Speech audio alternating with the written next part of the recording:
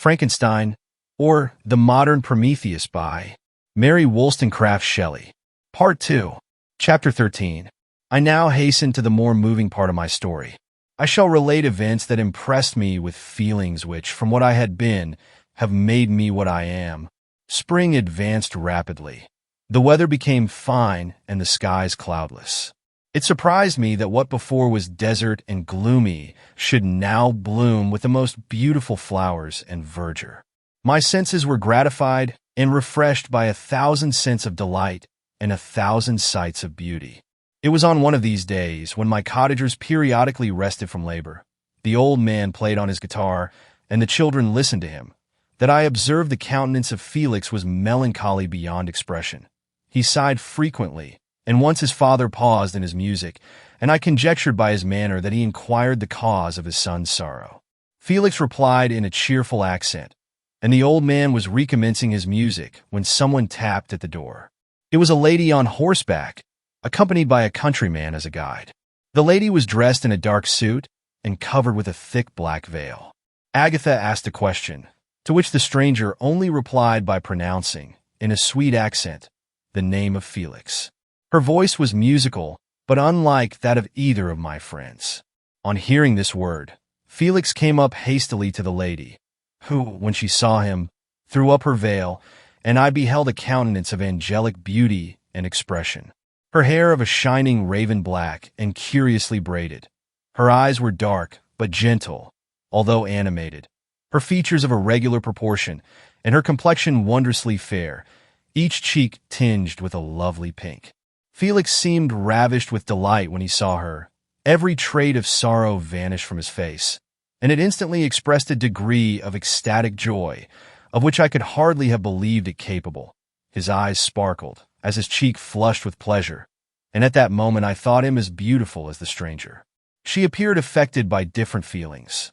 Wiping a few tears from her lovely eyes, she held out her hand to Felix, who kissed it rapturously and called her, as well as I could distinguish, his sweet Arabian. She did not appear to understand him, but smiled. He assisted her to dismount, and dismissing her guide, conducted her into the cottage.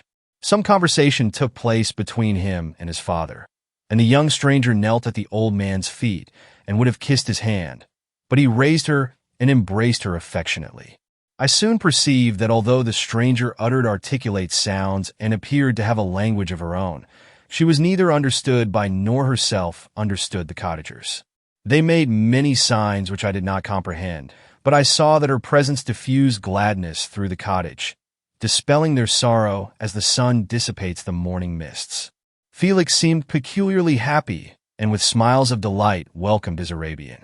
Agatha, the ever-gentle Agatha, kissed the hands of the lovely stranger, and pointing to her brother, made signs which appeared to me to mean that he had been sorrowful until she came. Some hours passed thus, while they, by their countenances, expressed joy, the cause of which I did not comprehend. Presently I found, by the frequent recurrence of some sound which the stranger repeated after them, that she was endeavoring to learn their language, and the idea instantly occurred to me that I should make use of the same instructions to the same end. The stranger learned about 20 words at the first lesson. Most of them, indeed, were those which I had before understood, but I profited by the others. As night came on, Agatha and the Arabian retired early. When they separated, Felix kissed the hand of the stranger and said, "Good night, sweet Safie." He sat up much longer, conversing with his father, and by the frequent repetition of her name, I conjectured that their lovely guest was the subject of their conversation. I ardently desired to understand them, and bent every faculty towards that purpose, but found it utterly impossible. The next morning Felix went out to his work, and after the usual occupations of Agatha were finished, the Arabian sat at the feet of the old man, and taking his guitar, played some airs so entrancingly beautiful that they at once drew tears of sorrow and delight from my eyes. She sang, and her voice flowed in a rich cadence, swelling or dying away like a nightingale of the woods. When she had finished, she gave the guitar to Agatha, who at first declined it. She played a simple air, and her voice accompanied it in sweet accents, but unlike the wondrous strain of the stranger. The old man appeared enraptured, and said some words which Agatha endeavored to explain to Safie, and by which he appeared to wish to express that she bestowed on him the greatest delight by her music. The days now passed as peaceably as before, with the sole alteration that joy had taken place of sadness in the countenances of my friends. Safie was always gay and happy. She and I improved rapidly in the knowledge of language, so that in 2 months I began to comprehend most of the words uttered by my protectors. In the meanwhile, also the black ground was covered with herbage, and the green banks interspersed with innumerable flowers, sweet to the scent and the eyes, stars of pale radiance among the moonlight woods. The sun became warmer, the nights clear and balmy, and my nocturnal rambles were an extreme pleasure to me, although they were considerably shortened by the late setting and early rising of the sun. For I never ventured abroad during daylight, fearful of meeting with the same treatment I had formerly endured in the first village which I entered. My days were spent in close attention, that I might more speedily master the language, and I may boast that I improved more rapidly than the Arabian, who understood very little and conversed in broken accents, whilst I comprehended and could imitate almost every word that was spoken. While I improved in speech, I also learned the science of letters as it was taught to the stranger, and this opened before me a wide field for wonder and delight. The book from which Felix instructed Safie was Volney's Ruins of Empires. I should not have understood the purport of this book had not Felix, in reading it, given very minute explanations. He had chosen this work, he said, because the declamatory style was framed in imitation of the Eastern authors.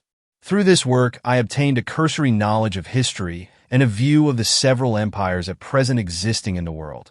It gave me an insight into the manners, governments, and religions of the different nations of the earth. I heard of the slothful Asiatics, of the stupendous genius and mental activity of the Grecians, of the wars and wonderful virtue of the early Romans, of their subsequent degenerating, of the decline of that mighty empire, of chivalry, Christianity, and kings. I heard of the discovery of the American hemisphere and wept with Safie over the hapless fate of its original inhabitants. These wonderful narrations inspired me with strange feelings. Was man, indeed, at once so powerful, so virtuous and magnificent, yet so vicious and base? He appeared at one time a mere scion of the evil principle, and at another as all that can be conceived of noble and godlike. To be a great and virtuous man appeared the highest honor that could befall a sensitive being. To be base and vicious, as many on record have been, appeared the lowest degradation, a condition more abject than that of the blind mole or harmless worm. For a long time I could not conceive how one man could go forth to murder his fellow, or even why there were laws and governments. But when I heard details of vice and bloodshed, my wonder ceased, and I turned away with disgust and loathing. Every conversation of the cottagers now opened new wonders to me. While I listened to the instructions which Felix bestowed upon the Arabian, the strange system of human society was explained to me. I heard of the division of property, of immense wealth and squalid poverty, of rank, descent, and noble blood. The words induced me to turn towards myself. I learned that the possessions most esteemed by your fellow creatures were high and unsullied descent united with riches.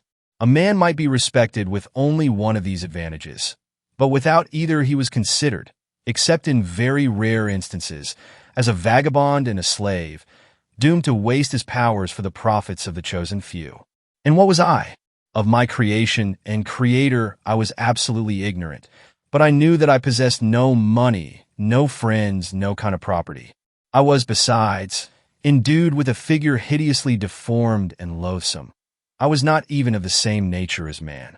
I was more agile than they, and could subsist upon coarser diet.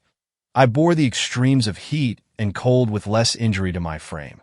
My stature far exceeded theirs. When I looked around I saw and heard of none like me.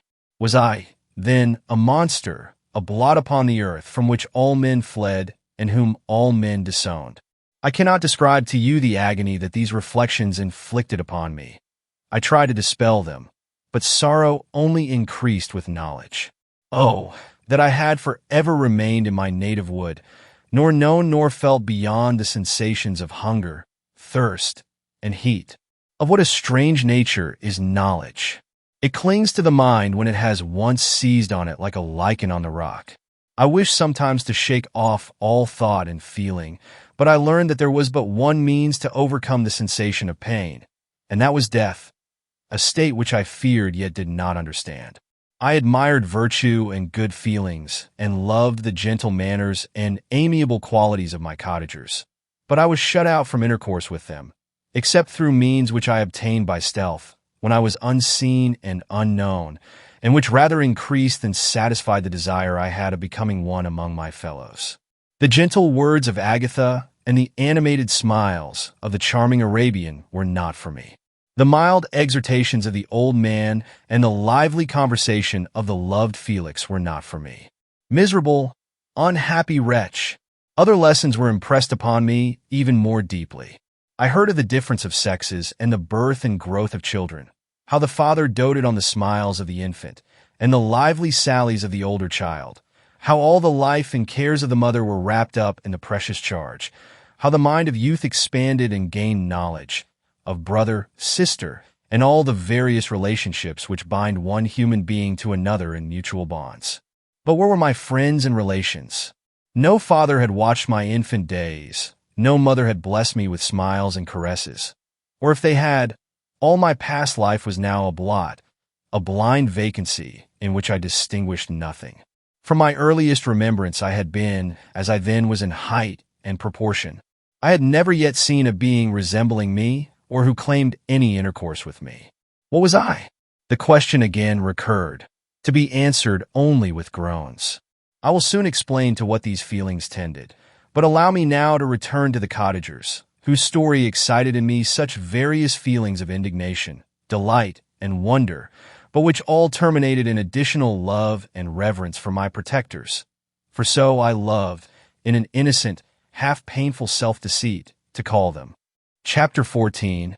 Some time elapsed before I learned the history of my friends. It was one which could not fail to impress itself deeply on my mind, unfolding as it did a number of circumstances, each interesting and wonderful to one so utterly inexperienced as I was. The name of the old man was de Lacy. He was descended from a good family in France, where he had lived for many years in affluence, respected by his superiors and beloved by his equals. His son was bred in the service of his country, and Agatha had ranked with ladies of the highest distinction. A few months before my arrival, they had lived in a large and luxurious city called Paris, surrounded by friends and possessed of every enjoyment which virtue, refinement of intellect, or taste, accompanied by a moderate fortune, could afford. The father of Safie had been the cause of their ruin. He was a Turkish merchant and had inhabited Paris for many years, when, for some reason which I could not learn, he became obnoxious to the government. He was seized and cast into prison the very day that Safie arrived from Constantinople to join him. He was tried and condemned to death. The injustice of his sentence was very flagrant.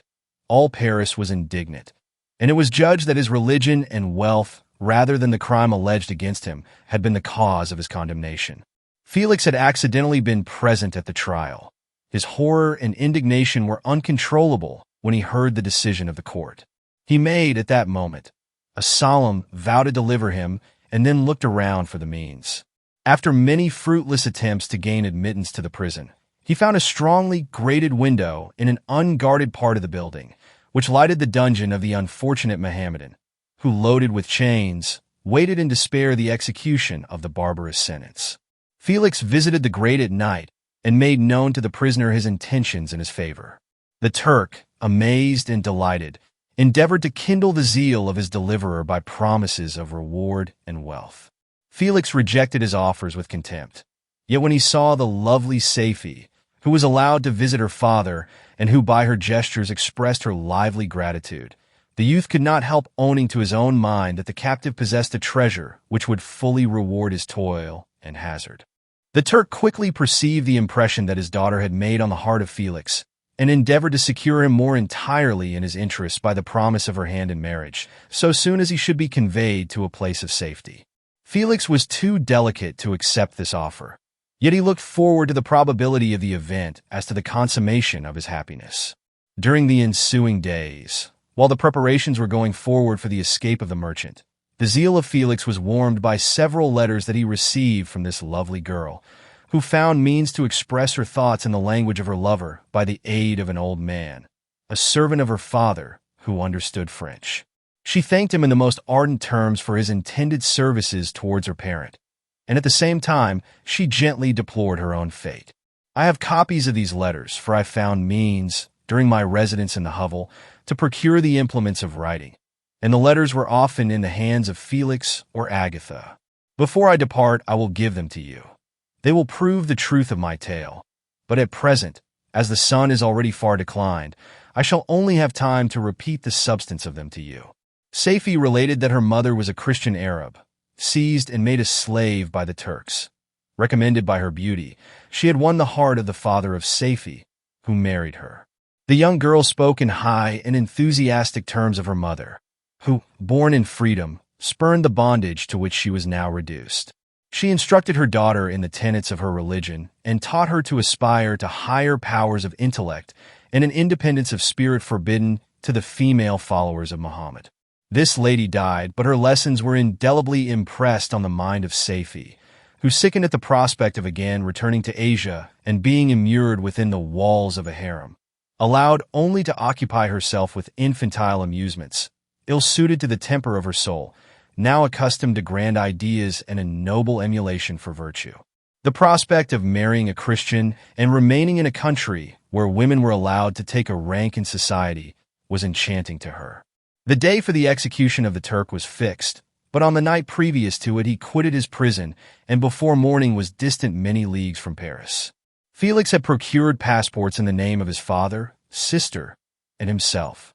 He had previously communicated his plan to the former, who aided the deceit by quitting his house, under the pretense of a journey, and concealed himself, with his daughter, in an obscure part of Paris. Felix conducted the fugitives through France to Lyons and across Mont Cenis to Leghorn, where the merchant had decided to wait a favorable opportunity of passing into some part of the Turkish dominions. Saifi resolved to remain with her father until the moment of his departure, before which time the Turk renewed his promise that she should be united to his deliverer, and Felix remained with them in expectation of that event. And in the meantime, he enjoyed the society of the Arabian, who exhibited towards him the simplest and tenderest affection.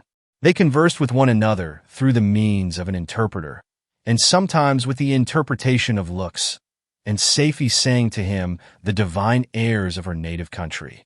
The Turk allowed this intimacy to take place and encouraged the hopes of the youthful lovers, while in his heart he had formed far other plans. He loathed the idea that his daughter should be united to a Christian, but he feared the resentment of Felix if he should appear lukewarm, for he knew that he was still in the power of his deliverer if he should choose to betray him to the Italian state which they inhabited. He revolved 1,000 plans by which he should be enabled to prolong the deceit until it might be no longer necessary, and secretly to take his daughter with him when he departed. His plans were facilitated by the news which arrived from Paris. The government of France were greatly enraged at the escape of their victim and spared no pains to detect and punish his deliverer. The plot of Felix was quickly discovered, and de Lacy and Agatha were thrown into prison. The news reached Felix and roused him from his dream of pleasure. His blind and aged father and his gentle sister lay in a noisome dungeon while he enjoyed the free air and the society of her whom he loved. This idea was torture to him. He quickly arranged with the Turk that if the latter should find a favorable opportunity for escape before Felix could return to Italy, Saifi should remain as a boarder at a convent at Leghorn. And then, quitting the lovely Arabian, he hastened to Paris and delivered himself up to the vengeance of the law, hoping to free de Lacy and Agatha by this proceeding. He did not succeed. They remained confined for 5 months before the trial took place, the result of which deprived them of their fortune and condemned them to a perpetual exile from their native country. They found a miserable asylum in the cottage in Germany, where I discovered them. Felix soon learned that the treacherous Turk, for whom he and his family endured such unheard-of oppression, on discovering that his deliverer was thus reduced to poverty and ruin, became a traitor to good feeling and honor, and had quitted Italy with his daughter, insultingly sending Felix a pittance of money to aid him, as he said, in some plan of future maintenance. Such were the events that preyed on the heart of Felix and rendered him, when I first saw him, the most miserable of his family. He could have endured poverty, and while this distress had been the meed of his virtue, he gloried in it. But the ingratitude of the Turk and the loss of his beloved Safie were misfortunes more bitter and irreparable. The arrival of the Arabian now infused new life into his soul. When the news reached Leghorn that Felix was deprived of his wealth and rank, the merchant commanded his daughter to think no more of her lover, but to prepare to return to her native country. The generous nature of Safie was outraged by this command. She attempted to expostulate with her father, but he left her angrily, reiterating his tyrannical mandate. A few days after, the Turk entered his daughter's apartment and told her hastily that he had reason to believe that his residence at Leghorn had been divulged and that he should speedily be delivered up to the French government. He had consequently hired a vessel to convey him to Constantinople, for which city he should sail in a few hours. He intended to leave his daughter under the care of a confidential servant, to follow at her leisure with the greater part of his property, which had not yet arrived at Leghorn. When alone, Safie resolved in her own mind the plan of conduct that it would become her to pursue in this emergency. A residence in Turkey was abhorrent to her. Her religion and her feelings were alike averse to it. By some papers of her father, which fell into her hands, she heard of the exile of her lover and learnt the name of the spot where he then resided. She hesitated some time, but at length she formed her determination. Taking with her some jewels that belonged to her and a sum of money, she quitted Italy with an attendant, a native of Leghorn, but who understood the common language of Turkey, and departed for Germany.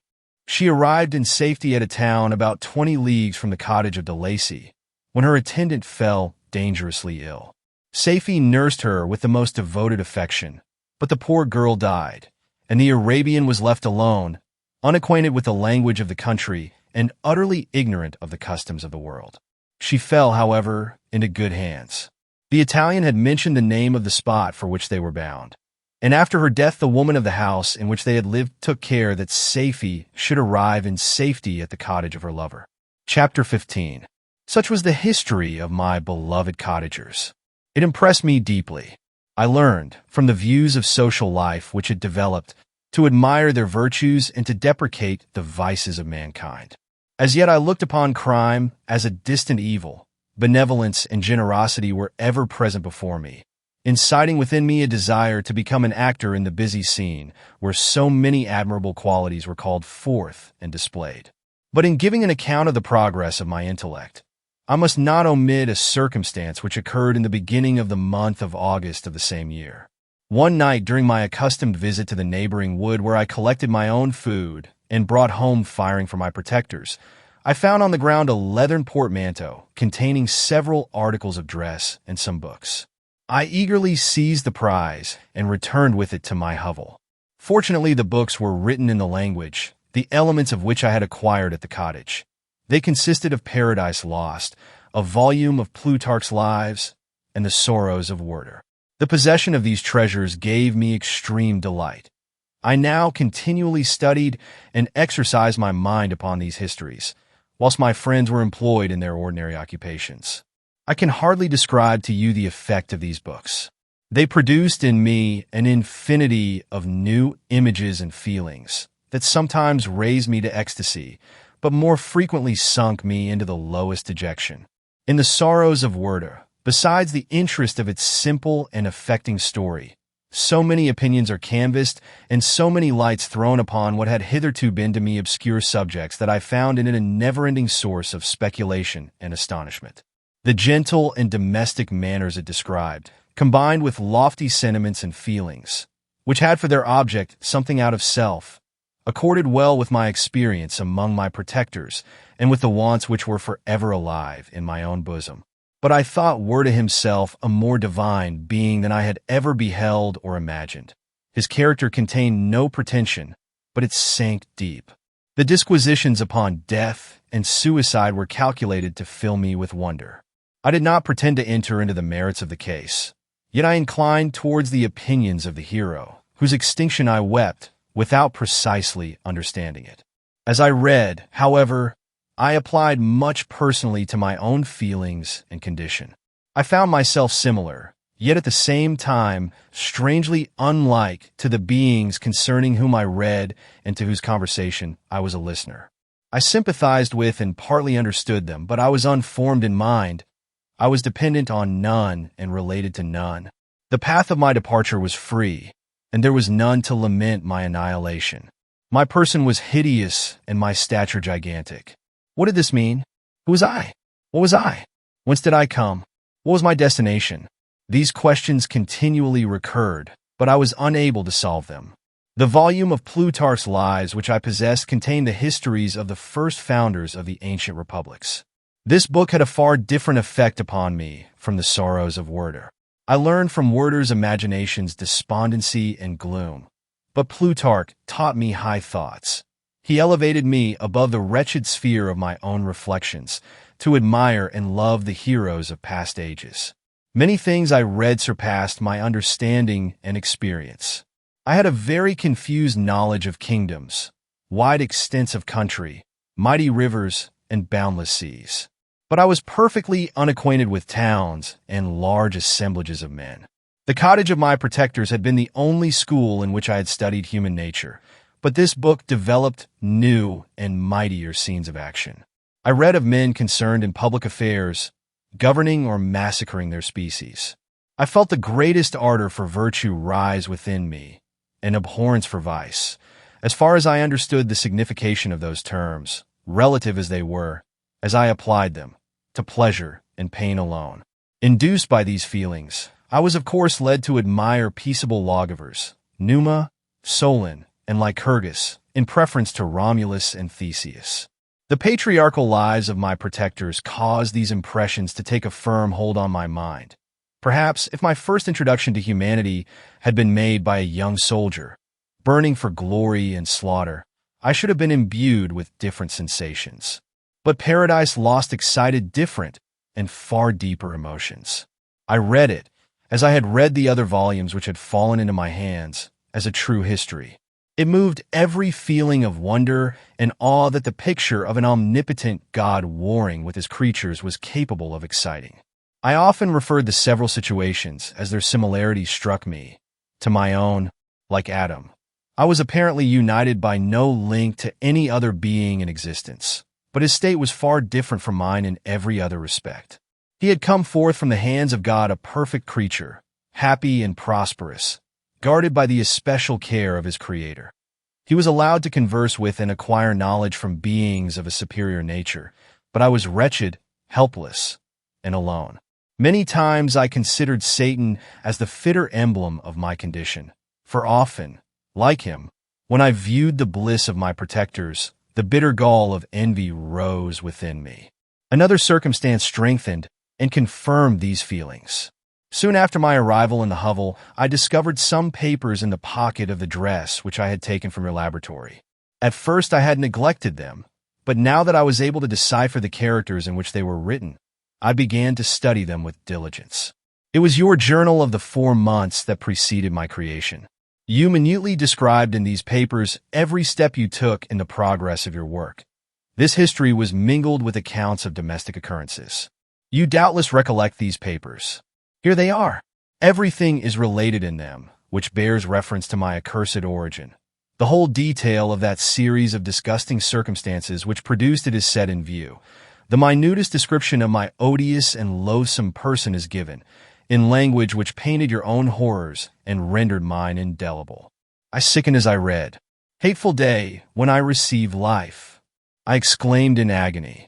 Accursed Creator, why did you form a monster so hideous that even you turned from me in disgust? God, in pity, made man beautiful and alluring, after his own image. But my form is a filthy type of yours, more horrid even from the very resemblance. Satan had his companions, fellow devils, to admire and encourage him, but I am solitary and abhorred. These were the reflections of my hours of despondency and solitude. But when I contemplated the virtues of the cottagers, their amiable and benevolent dispositions, I persuaded myself that when they should become acquainted with my admiration of their virtues, they would compassionate me and overlook my personal deformity. Could they turn from their door one, however monstrous, who solicited their compassion and friendship. I resolved, at least, not to despair, but in every way to fit myself for an interview with them, which would decide my fate.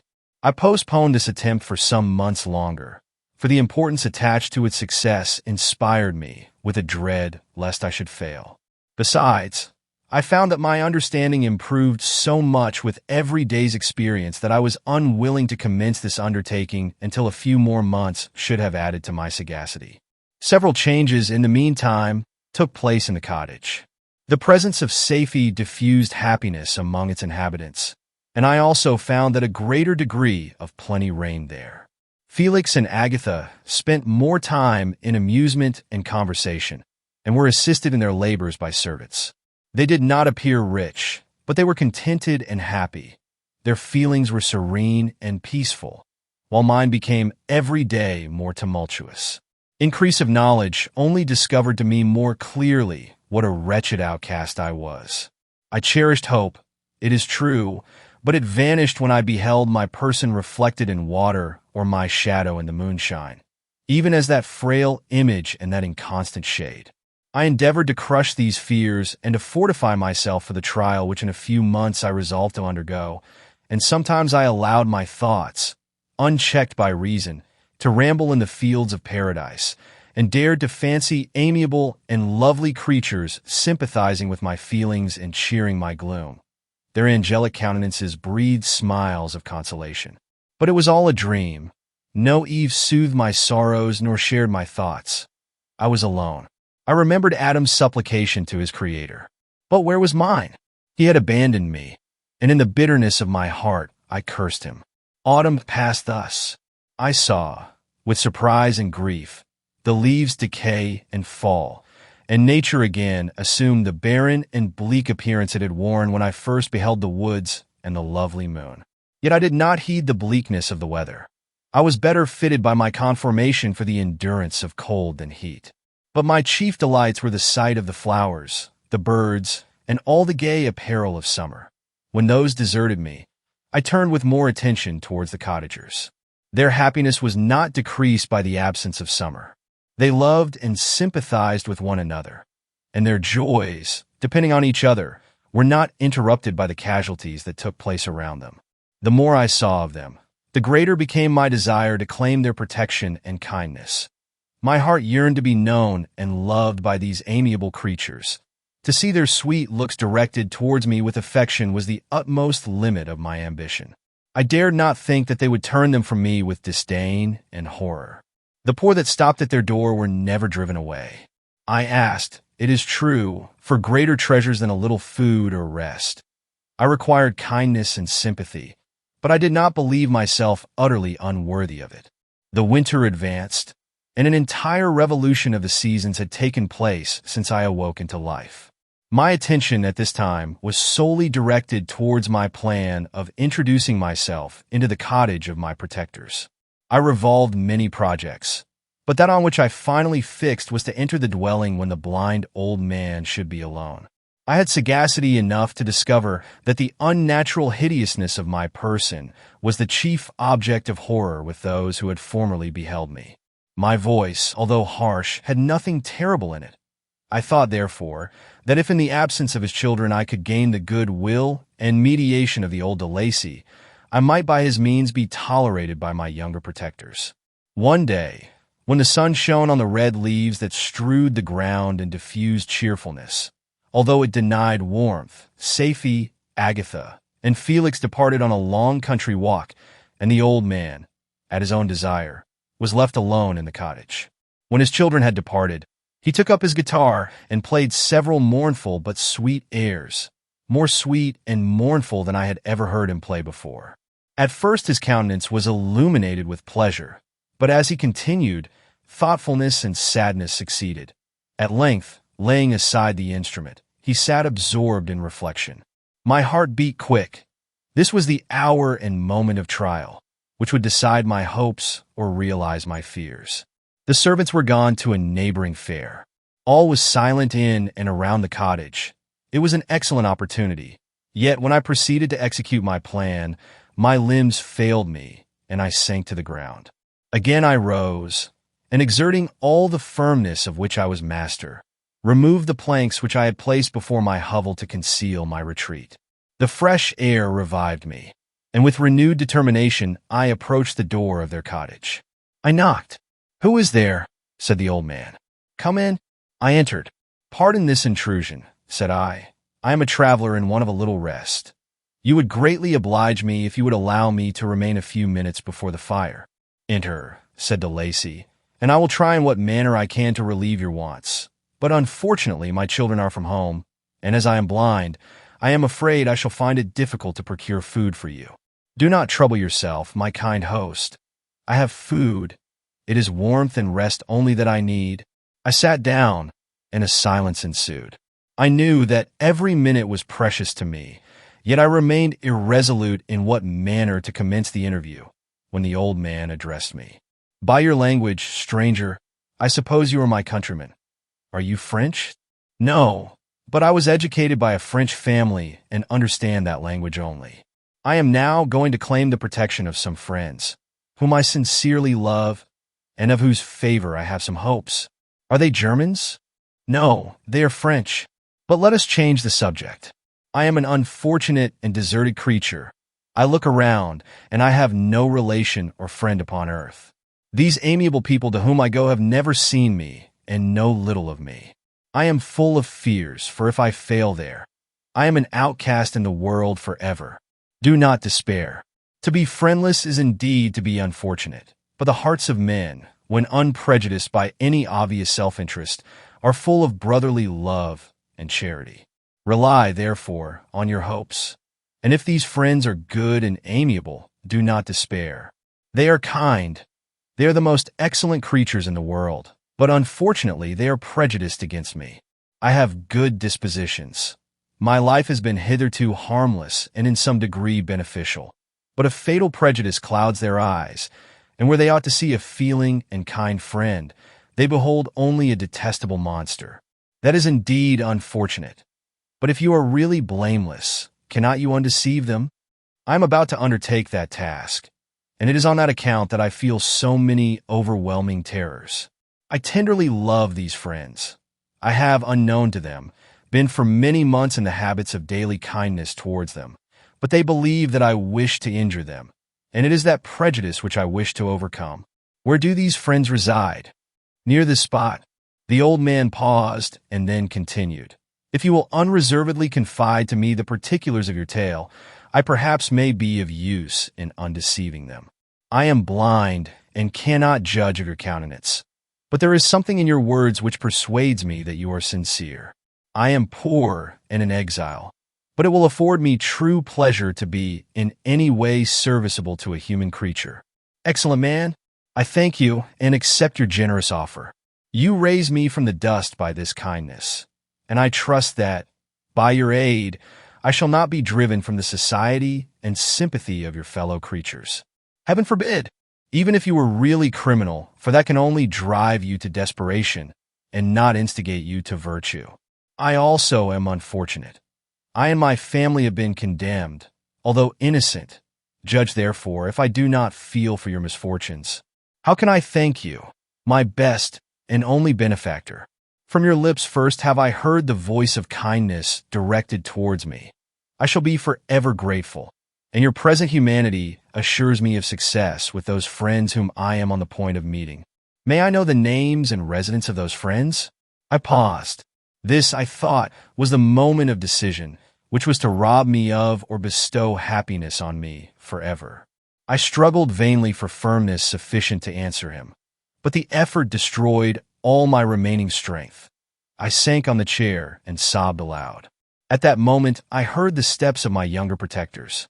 I had not a moment to lose, but seizing the hand of the old man, I cried, "Now is the time. Save and protect me. You and your family are the friends whom I seek. Do not you desert me in the hour of trial." "Great God!" exclaimed the old man. "Who are you?" At that instant the cottage door was opened, and Felix, Safie, and Agatha entered. Who can describe their horror and consternation on beholding me? Agatha fainted, and Safie, unable to attend to her friend, rushed out of the cottage. Felix darted forward. and with supernatural force tore me from his father, to whose knees I clung. In a transport of fury, he dashed me to the ground and struck me violently with a stick. I could have torn him limb from limb, as the lion rends the antelope. But my heart sank within me as with bitter sickness, and I refrained. I saw him on the point of repeating his blow, when, overcome by pain and anguish, I quitted the cottage, and in the general tumult escaped unperceived to my hovel. Chapter 16. Cursed Creator. Why did I live? Why, in that instant, did I not extinguish the spark of existence which you had so wantonly bestowed? I know not. Despair had not yet taken possession of me. My feelings were those of rage and revenge. I could with pleasure have destroyed the cottage and its inhabitants and have glutted myself with their shrieks and misery. When night came, I quitted my retreat and wandered in the wood. And now, no longer restrained by the fear of discovery, I gave vent to my anguish in fearful howlings. I was like a wild beast that had broken the toils, destroying the objects that obstructed me and ranging through the wood with a stag-like swiftness. Oh, what a miserable night I passed! The cold stars shone in mockery, and the bare trees waved their branches above me. Now and then the sweet voice of a bird burst forth amidst the universal stillness. All, save I, were at rest or in enjoyment. I, like the arch-fiend, bore a hell within me, and finding myself unsympathized with, wished to tear up the trees, spread havoc and destruction around me, and then to have sat down and enjoyed the ruin. But this was a luxury of sensation that could not endure. I became fatigued with excess of bodily exertion and sank on the damp grass in the sick impotence of despair. There was none among the myriads of men that existed who would pity or assist me. And should I feel kindness towards my enemies? No. From that moment I declared everlasting war against the species, and more than all, against him who had formed me and sent me forth to this insupportable misery. The sun rose. I heard the voices of men and knew that it was impossible to return to my retreat during that day. Accordingly, I hid myself in some thick underwood, determining to devote the ensuing hours to reflection on my situation. The pleasant sunshine and the pure air of day restored me to some degree of tranquility, and when I considered what had passed at the cottage, I could not help believing that I had been too hasty in my conclusions. I had certainly acted imprudently. It was apparent that my conversation had interested the father in my behalf, and I was a fool in having exposed my person to the horror of his children. I ought to have familiarized the old de Lacy to me, and by degrees to have discovered myself to the rest of his family, when they should have been prepared for my approach. But I did not believe my errors to be irretrievable, and after much consideration I resolved to return to the cottage, seek the old man, and by my representations win him to my party. These thoughts calmed me, and in the afternoon I sank into a profound sleep, but the fever of my blood did not allow me to be visited by peaceful dreams. The horrible scene of the preceding day was forever acting before my eyes. The females were flying, and the enraged Felix tearing me from his father's feet. I awoke exhausted, and finding that it was already night, I crept forth from my hiding place and went in search of food. When my hunger was appeased, I directed my steps towards the well-known path that conducted to the cottage. All there was at peace. I crept into my hovel and remained in silent expectation of the accustomed hour when the family arose. That hour passed, the sun mounted high in the heavens, but the cottagers did not appear. I trembled violently, apprehending some dreadful misfortune. The inside of the cottage was dark, and I heard no motion. I cannot describe the agony of this suspense. Presently 2 countrymen passed by, but pausing near the cottage, they entered into conversation, using violent gesticulations. But I did not understand what they said, as they spoke the language of the country, which differed from that of my protectors. Soon after, however, Felix approached with another man. I was surprised, as I knew that he had not quitted the cottage that morning, and waited anxiously to discover from his discourse the meaning of these unusual appearances. "Do you consider," said his companion to him, "that you will be obliged to pay 3 months' rent and to lose the produce of your garden? I do not wish to take any unfair advantage, and I beg therefore that you will take some days to consider of your determination. "It is utterly useless," replied Felix. "We can never again inhabit your cottage. The life of my father is in the greatest danger, owing to the dreadful circumstance that I have related. My wife and my sister will never recover from their horror. I entreat you not to reason with me any more. Take possession of your tenement and let me fly from this place." Felix trembled violently as he said this. He and his companion entered the cottage, in which they remained for a few minutes, and then departed. I never saw any of the family of de Lacy more. I continued for the remainder of the day in my hovel in a state of utter and stupid despair. My protectors had departed and had broken the only link that held me to the world. For the first time, the feelings of revenge and hatred filled my bosom, and I did not strive to control them, but allowing myself to be borne away by the stream, I bent my mind towards injury and death. When I thought of my friends, of the mild voice of de Lacy, the gentle eyes of Agatha, and the exquisite beauty of the Arabian, these thoughts vanished, and a gush of tears somewhat soothed me. But again, when I reflected that they had spurned and deserted me, anger returned, a rage of anger, and unable to injure anything human, I turned my fury towards inanimate objects. As night advanced, I placed a variety of combustibles around the cottage, and after having destroyed every vestige of cultivation in the garden, I waited with forced impatience until the moon had sunk to commence my operations. As the night advanced, a fierce wind arose from the woods and quickly dispersed the clouds that had loitered in the heavens. The blast tore along like a mighty avalanche and produced a kind of insanity in my spirits that burst all bounds of reason and reflection. I lighted the dry branch of a tree and danced with fury around the devoted cottage, my eyes still fixed on the western horizon, the edge of which the moon nearly touched. A part of its orb was at length hid, and I waved my brand. It sank, and with a loud scream I fired the straw and heath and bushes which I had collected. The wind fanned the fire, and the cottage was quickly enveloped by the flames, which clung to it and licked it with their forked and destroying tongues. As soon as I was convinced that no assistance could save any part of the habitation, I quitted the scene and sought for refuge in the woods. And now, with the world before me, whither should I bend my steps? I resolved to fly far from the scene of my misfortunes. But to me, hated and despised, every country must be equally horrible. At length the thought of you crossed my mind. I learned from your papers that you were my father, my creator, and to whom could I apply with more fitness than to him who had given me life? Among the lessons that Felix had bestowed upon Safie, geography had not been omitted. I had learned from these the relative situations of the different countries of the earth. You had mentioned Geneva as the name of your native town, and towards this place I resolved to proceed. But how was I to direct myself? I knew that I must travel in a southwesterly direction to reach my destination, but the sun was my only guide. I did not know the names of the towns that I was to pass through, nor could I ask information from a single human being, but I did not despair.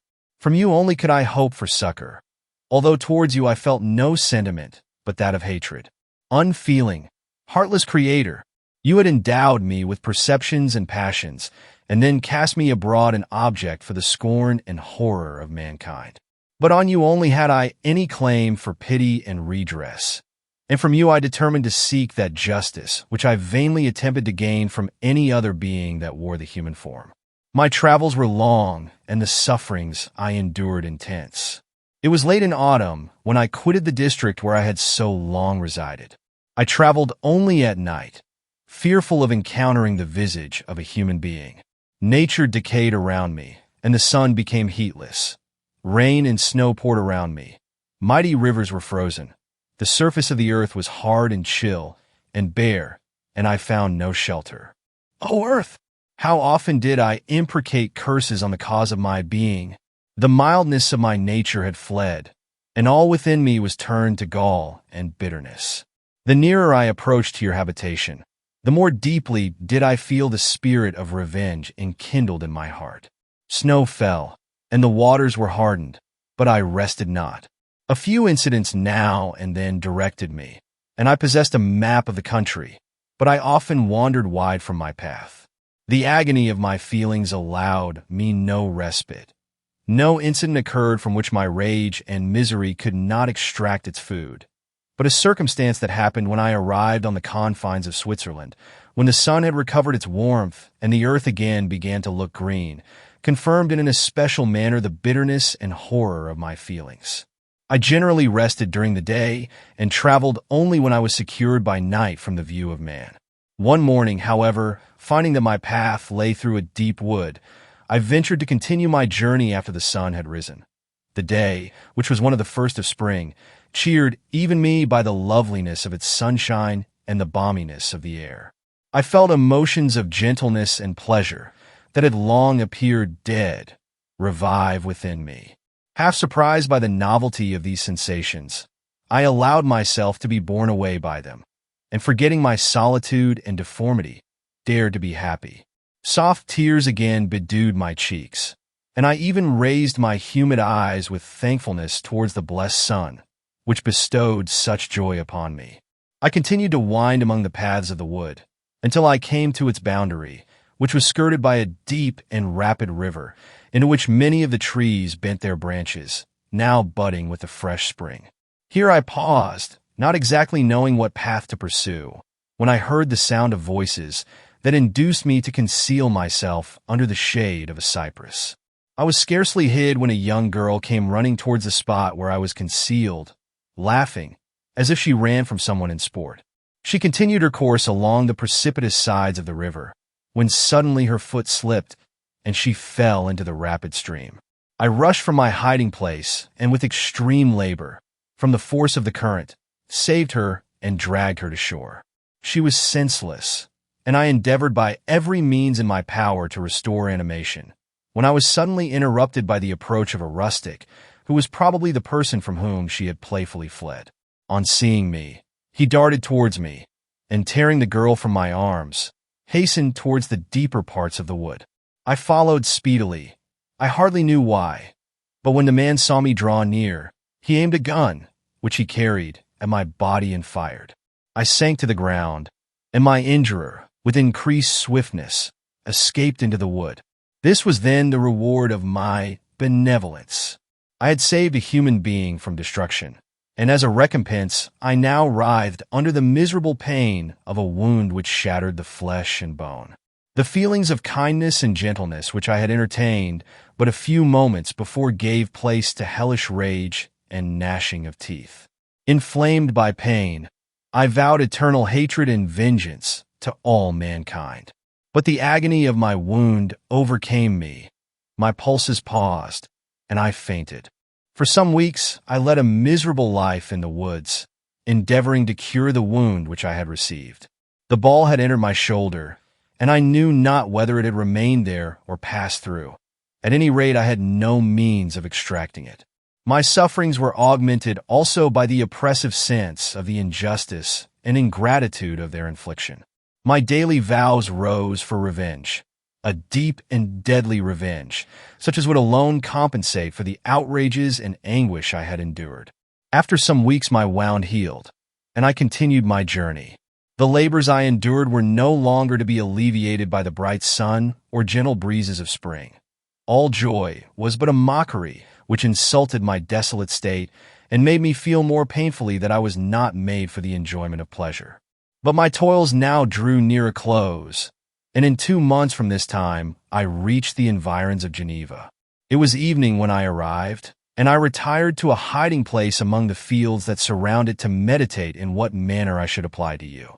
I was oppressed by fatigue and hunger, and far too unhappy to enjoy the gentle breezes of evening or the prospect of the sun setting behind the stupendous mountains of Jura. At this time a slight sleep relieved me from the pain of reflection, which was disturbed by the approach of a beautiful child, who came running into the recess I had chosen, with all the sportiveness of infancy. Suddenly, as I gazed on him, an idea seized me that this little creature was unprejudiced and had lived too short a time to have imbibed a horror of deformity. If, therefore, I could seize him and educate him as my companion and friend, I should not be so desolate in this peopled earth. Urged by this impulse, I seized on the boy as he passed and drew him towards me. As soon as he beheld my form, he placed his hands before his eyes and uttered a shrill scream. I drew his hand forcibly from his face and said, "Child, what is the meaning of this? I do not intend to hurt you. Listen to me." He struggled violently. "Let me go," he cried. "Monster! Ugly wretch! You wish to eat me and tear me to pieces. You are an ogre. Let me go, or I will tell my papa. Boy, you will never see your father again. You must come with me. Hideous monster! Let me go. My papa is a syndic. He is Frankenstein. He will punish you. You dare not keep me. Frankenstein, you belong then to my enemy, to him towards whom I have sworn eternal revenge. You shall be my first victim." The child still struggled and loaded me with epithets which carried despair to my heart. I grasped his throat to silence him, and in a moment he lay dead at my feet. I gazed on my victim, and my heart swelled with exultation and hellish triumph. Clapping my hands, I exclaimed, "I too can create desolation. My enemy is not invulnerable. This death will carry despair to him, and 1,000 other miseries shall torment and destroy him." As I fixed my eyes on the child, I saw something glittering on his breast. I took it. It was a portrait of a most lovely woman. In spite of my malignity, it softened and attracted me. For a few moments I gazed with delight on her dark eyes, fringed by deep lashes, and her lovely lips, but presently my rage returned. I remembered that I was forever deprived of the delights that such beautiful creatures could bestow, and that she whose resemblance I contemplated would, in regarding me, have changed that air of divine benignity to one expressive of disgust and affright. Can you wonder that such thoughts transported me with rage? I only wonder that at that moment, instead of venting my sensations in exclamations and agony, I did not rush among mankind and perish in the attempt to destroy them. While I was overcome by these feelings, I left the spot where I had committed the murder, and seeking a more secluded hiding place, I entered a barn which had appeared to me to be empty. A woman was sleeping on some straw. She was young, not indeed so beautiful as her whose portrait I held, but of an agreeable aspect and blooming in the loveliness of youth and health. Here, I thought, is one of those whose joy-imparting smiles are bestowed on all but me. And then I bent over her and whispered, "Awake, fairest, thy lover is near. He who would give his life but to obtain one look of affection from thine eyes. My beloved, awake." The sleeper stirred. A thrill of terror ran through me.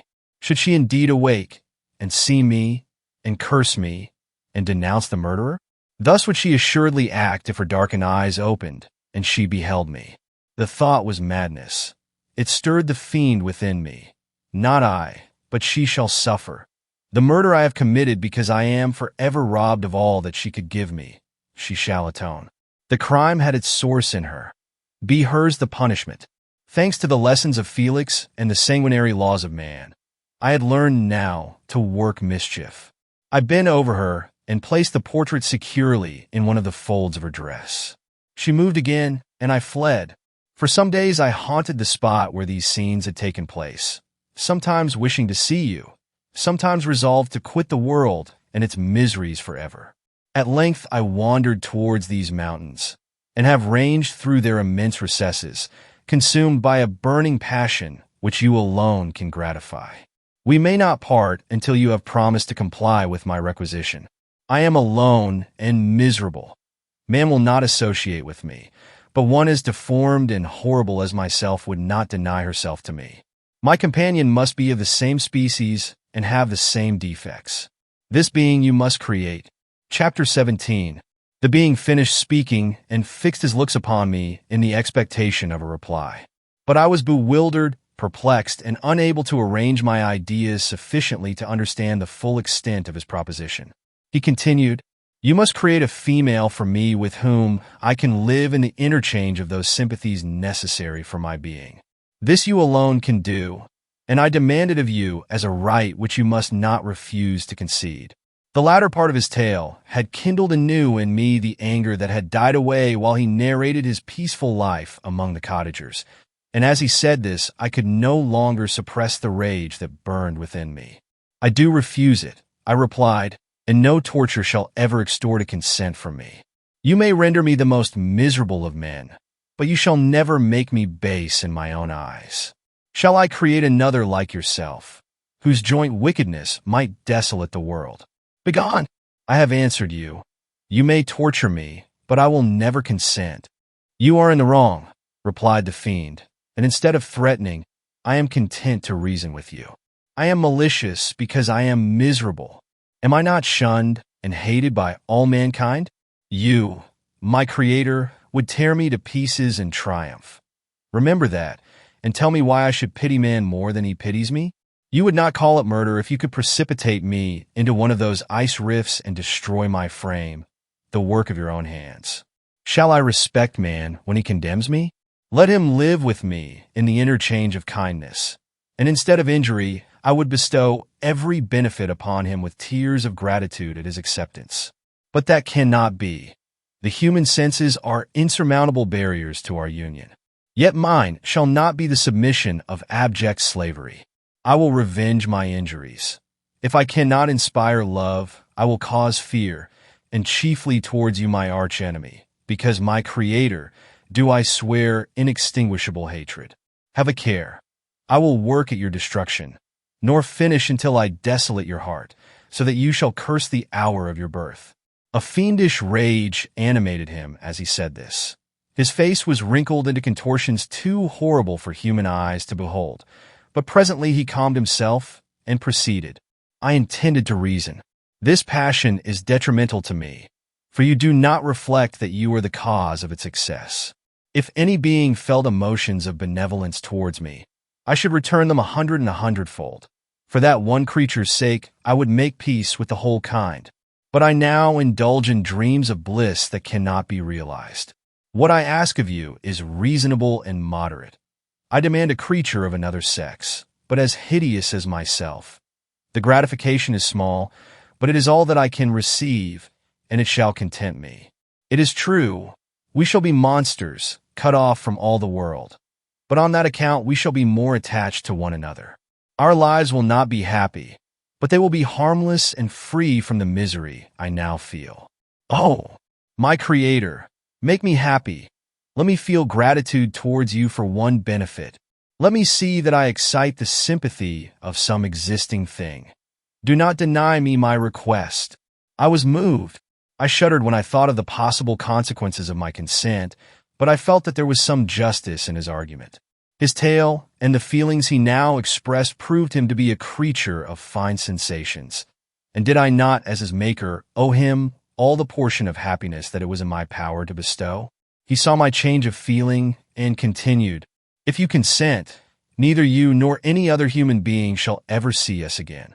I will go to the vast wilds of South America. My food is not that of man. I do not destroy the lamb and the kid to glut my appetite. Acorns and berries afford me sufficient nourishment. My companion will be of the same nature as myself, and will be content with the same fare. We shall make our bed of dried leaves. The sun will shine on us as on man, and will ripen our food. The picture I present to you is peaceful and human, and you must feel that you could deny it only in the wantonness of power and cruelty. Pitiless as you have been towards me, I now see compassion in your eyes. Let me seize the favorable moment and persuade you to promise what I so ardently desire. You propose, replied I, to fly from the habitations of man, to dwell in those wilds where the beasts of the field will be your only companions. How can you, who long for the love and sympathy of man, persevere in this exile? You will return and again seek their kindness, and you will meet with their detestation. Your evil passions will be renewed, and you will then have a companion to aid you in the task of destruction. This may not be. Cease to argue the point, for I cannot consent. How inconstant are your feelings! But a moment ago you were moved by my representations, and why do you again harden yourself to my complaints? I swear to you, by the earth which I inhabit, and by you that made me, that with the companion you bestow, I will quit the neighborhood of man and dwell, as it may chance, in the most savage of places. My evil passions will have fled, for I shall meet with sympathy. My life will flow quietly away, and in my dying moments I shall not curse my Maker. His words had a strange effect upon me. I compassionated him and sometimes felt a wish to console him, But when I looked upon him, when I saw the filthy mass that moved and talked, my heart sickened, and my feelings were altered to those of horror and hatred. I tried to stifle these sensations. I thought that as I could not sympathize with him, I had no right to withhold from him the small portion of happiness which was yet in my power to bestow. "You swear," I said, "to be harmless. But have you not already shown a degree of malice that should reasonably make me distrust you? May not even this be a feint that will increase your triumph by affording a wider scope for your revenge? How is this? I must not be trifled with, and I demand an answer. If I have no ties and no affections, hatred and vice must be my portion. The love of another will destroy the cause of my crimes, and I shall become a thing of whose existence everyone will be ignorant. My vices are the children of a forced solitude that I abhor, and my virtues will necessarily arise when I live in communion with an equal. I shall feel the affections of a sensitive being and become linked to the chain of existence and events from which I am now excluded." I paused some time to reflect on all he had related and the various arguments which he had employed. I thought of the promise of virtues which he had displayed on the opening of his existence, and the subsequent blight of all kindly feeling by the loathing and scorn which his protectors had manifested towards him. His power and threats were not omitted in my calculations. A creature who could exist in the ice caves of the glaciers and hide himself from pursuit among the ridges of inaccessible precipices was a being possessing faculties it would be vain to cope with. After a long pause of reflection, I concluded that the justice due both to him and my fellow creatures demanded of me that I should comply with his request.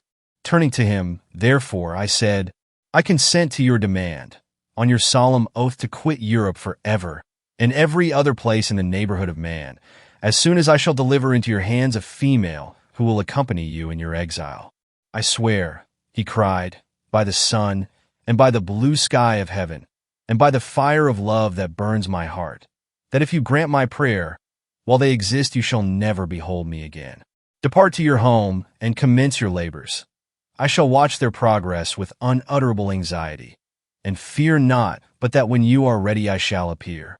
Saying this, he suddenly quitted me, fearful, perhaps, of any change in my sentiments. I saw him descend the mountain with greater speed than the flight of an eagle, and quickly lost among the undulations of the sea of ice. His tale had occupied the whole day, and the sun was upon the verge of the horizon when he departed. I knew that I ought to hasten my descent towards the valley, as I should soon be encompassed in darkness. But my heart was heavy, and my step slow. The labor of winding among the little paths of the mountain and fixing my feet firmly as I advanced perplexed me, occupied as I was by the emotions which the occurrences of the day had produced. Night was far advanced when I came to the halfway resting place and seated myself beside the fountain. The stars shone at intervals as the clouds passed from over them. The dark pines rose before me, and every here and there a broken tree lay on the ground. It was a scene of wonderful solemnity and stirred strange thoughts within me. I wept bitterly, and clasping my hands in agony, I exclaimed, "Oh, stars and clouds and winds, ye are all about to mock me. If ye really pity me, crush sensation and memory. Let me become as naught. But if not, depart, depart, and leave me in darkness." These were wild and miserable thoughts, but I cannot describe to you how the eternal twinkling of the stars weighed upon me, and how I listened to every blast of wind as if it were a dull, ugly siroc on its way to consume me. Morning dawned before I arrived at the village of Chamonix. I took no rest, but returned immediately to Geneva. Even in my own heart, I could give no expression to my sensations. They weighed on me with a mountain's weight, and their excess destroyed my agony beneath them. Thus I returned home, and entering the house, presented myself to the family. My haggard and wild appearance awoke intense alarm, but I answered no question, scarcely did I speak. I felt as if I were placed under a ban, as if I had no right to claim their sympathies, as if never more might I enjoy companionship with them. Yet even thus I loved them to adoration, and to save them, I resolved to dedicate myself to my most abhorred task. The prospect of such an occupation made every other circumstance of existence pass before me like a dream. and that thought only had to me the reality of life. Chapter 18.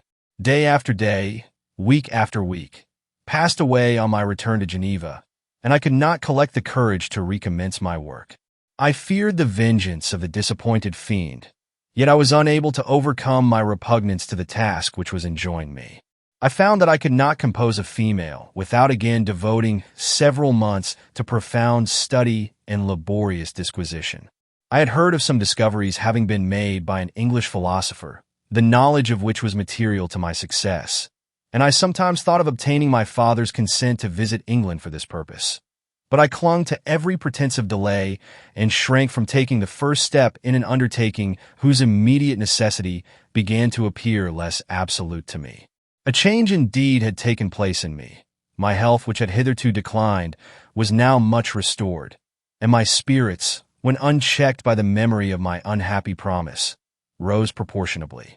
My father saw this change with pleasure, and he turned his thoughts towards the best method of eradicating the remains of my melancholy, which every now and then would return by fits, and with a devouring blackness overcast the approaching sunshine.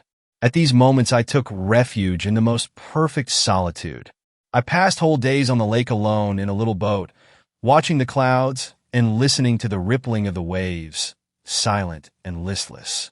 But the fresh air and bright sun seldom failed to restore me to some degree of composure, and on my return I met the salutations of my friends with a readier smile and a more cheerful heart. It was after my return from one of these rambles that my father, calling me aside, thus addressed me. "I am happy to remark, my dear son, that you have resumed your former pleasures and seem to be returning to yourself. And yet you are still unhappy and still avoid our society." For some time I was lost in conjecture as to the cause of this, but yesterday an idea struck me, and if it is well founded, I conjure you to avow it. Reserve on such a point would be not only useless, but draw down treble misery on us all. I trembled violently at his exordium, and my father continued, "I confess, my son, that I have always looked forward to your marriage with our dear Elizabeth as the tie of our domestic comfort and the stay of my declining years. You were attached to each other from your earliest infancy. You studied together, and appeared, in dispositions and tastes, entirely suited to one another. But so blind is the experience of man that what I conceive to be the best assistance to my plan may have entirely destroyed it. You, perhaps, regard her as your sister, without any wish that she might become your wife. Nay, you may have met with another whom you may love, and considering yourself as bound in honor to Elizabeth, this struggle may occasion the poignant misery which you appear to feel. My dear father, reassure yourself. I love my cousin tenderly and sincerely.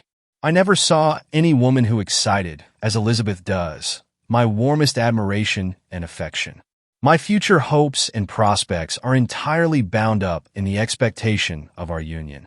The expression of your sentiments of this subject, my dear Victor, gives me more pleasure than I have for some time experienced. If you feel thus, we shall assuredly be happy, however present events may cast a gloom over us.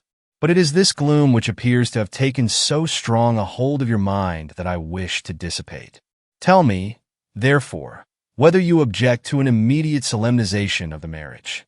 We have been unfortunate, and recent events have drawn us from that everyday tranquility befitting my years and infirmities. You are younger, yet I do not suppose, possessed as you are of a competent fortune, that an early marriage would at all interfere with any future plans of honor and utility that you may have formed. Do not suppose, however, that I wish to dictate happiness to you, or that a delay on your part would cause me any serious uneasiness. Interpret my words with candor and answer me, I conjure you, with confidence and sincerity. I listened to my father in silence, and remained for some time incapable of offering any reply. I revolved rapidly in my mind a multitude of thoughts, and endeavored to arrive at some conclusion. Alas! To me the idea of an immediate union with my Elizabeth was one of horror and dismay. I was bound by a solemn promise which I had not yet fulfilled and dared not break. Or if I did, what manifold miseries might not impend over me and my devoted family. Could I enter into a festival with this deadly weight, yet hanging round my neck and bowing me to the ground? I must perform my engagement and let the monster depart with his mate before I allowed myself to enjoy the delight of a union from which I expected peace. I remembered also the necessity imposed upon me of either journeying to England or entering into a long correspondence with those philosophers of that country whose knowledge and discoveries were of indispensable use to me in my present undertaking. The latter method of obtaining the desired intelligence was dilatory and unsatisfactory. Besides, I had an insurmountable aversion to the idea of engaging myself in my loathsome task in my father's house, while in habits of familiar intercourse with those I loved. I knew that 1,000 fearful accidents might occur, the slightest of which would disclose a tale to thrill all connected with me with horror. I was aware also that I should often lose all self-command, all capacity of hiding the harrowing sensations that would possess me during the progress of my unearthly occupation. I must absent myself from all I loved while thus employed. Once commenced, it would quickly be achieved, and I might be restored to my family in peace and happiness. My promise fulfilled, the monster would depart forever. Or, so my fond fancy imaged, some accident might meanwhile occur to destroy him and put an end to my slavery forever. These feelings dictated my answer to my father. I expressed a wish to visit England, but concealing the true reasons of this request, I clothed my desires under a guise which excited no suspicion, while I urged my desire with an earnestness that easily induced my father to comply. After so long a period of an absorbing melancholy that resembled madness in its intensity and effects, he was glad to find that I was capable of taking pleasure in the idea of such a journey, and he hoped that change of scene and varied amusement would, before my return, have restored me entirely to myself. The duration of my absence was left to my own choice. A few months, or at most a year, was the period contemplated. One paternal kind precaution he had taken to ensure my having a companion. Without previously communicating with me, he had, in concert with Elizabeth, arranged that Clerval should join me at Strasbourg. This interfered with the solitude I coveted for the prosecution of my task. Yet at the commencement of my journey, the presence of my friend could in no way be an impediment, and truly I rejoiced that thus I should be saved many hours of lonely, maddening reflection. Nay, Henry might stand between me and the intrusion of my foe. If I were alone, would he not at times force his abhorred presence on me to remind me of my task or to contemplate its progress? To England, therefore, I was bound, and it was understood that my union with Elizabeth should take place immediately on my return. My father's age rendered him extremely averse to delay. For myself, there was one reward I promised myself from my detested toils, one consolation for my unparalleled sufferings. It was the prospect of that day when, enfranchised from my miserable slavery, I might claim Elizabeth and forget the past in my union with her. I now made arrangements for my journey, but one feeling haunted me, which filled me with fear and agitation.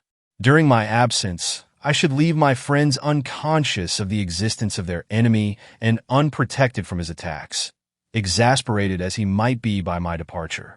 But he had promised to follow me wherever I might go, and would he not accompany me to England? This imagination was dreadful in itself, but soothing inasmuch as it supposed the safety of my friends. I was agonized with the idea of the possibility that the reverse of this might happen. But through the whole period during which I was the slave of my creature, I allowed myself to be governed by the impulses of the moment, and my present sensations strongly intimated that the fiend would follow me and exempt my family from the danger of his machinations. It was in the latter end of September that I again quitted my native country. My journey had been my own suggestion, and Elizabeth therefore acquiesced, but she was filled with disquiet at the idea of my suffering, away from her, the inroads of misery and grief.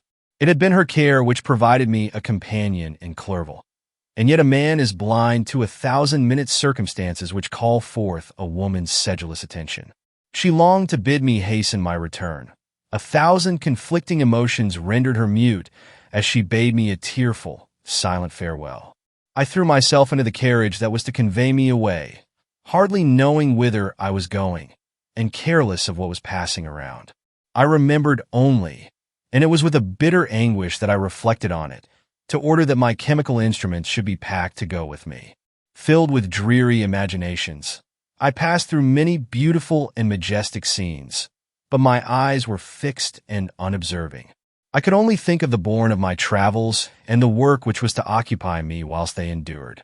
After some days spent in listless indolence, during which I traversed many leagues, I arrived at Strasbourg, where I waited 2 days for Clerval. He came. Alas, how great was the contrast between us! He was alive to every new scene, joyful when he saw the beauties of the setting sun, and more happy when he beheld it rise and recommence a new day. He pointed out to me the shifting colors of the landscape and the appearances of the sky. "This is what it is to live," he cried. "Now I enjoy existence. But you, my dear Frankenstein, wherefore are you desponding and sorrowful?" In truth, I was occupied by gloomy thoughts, and neither saw the descent of the evening star nor the golden sunrise reflected in the Rhine. And you, my friend, would be far more amused with the journal of Clerval, who observed the scenery with an eye of feeling and delight, than in listening to my reflections.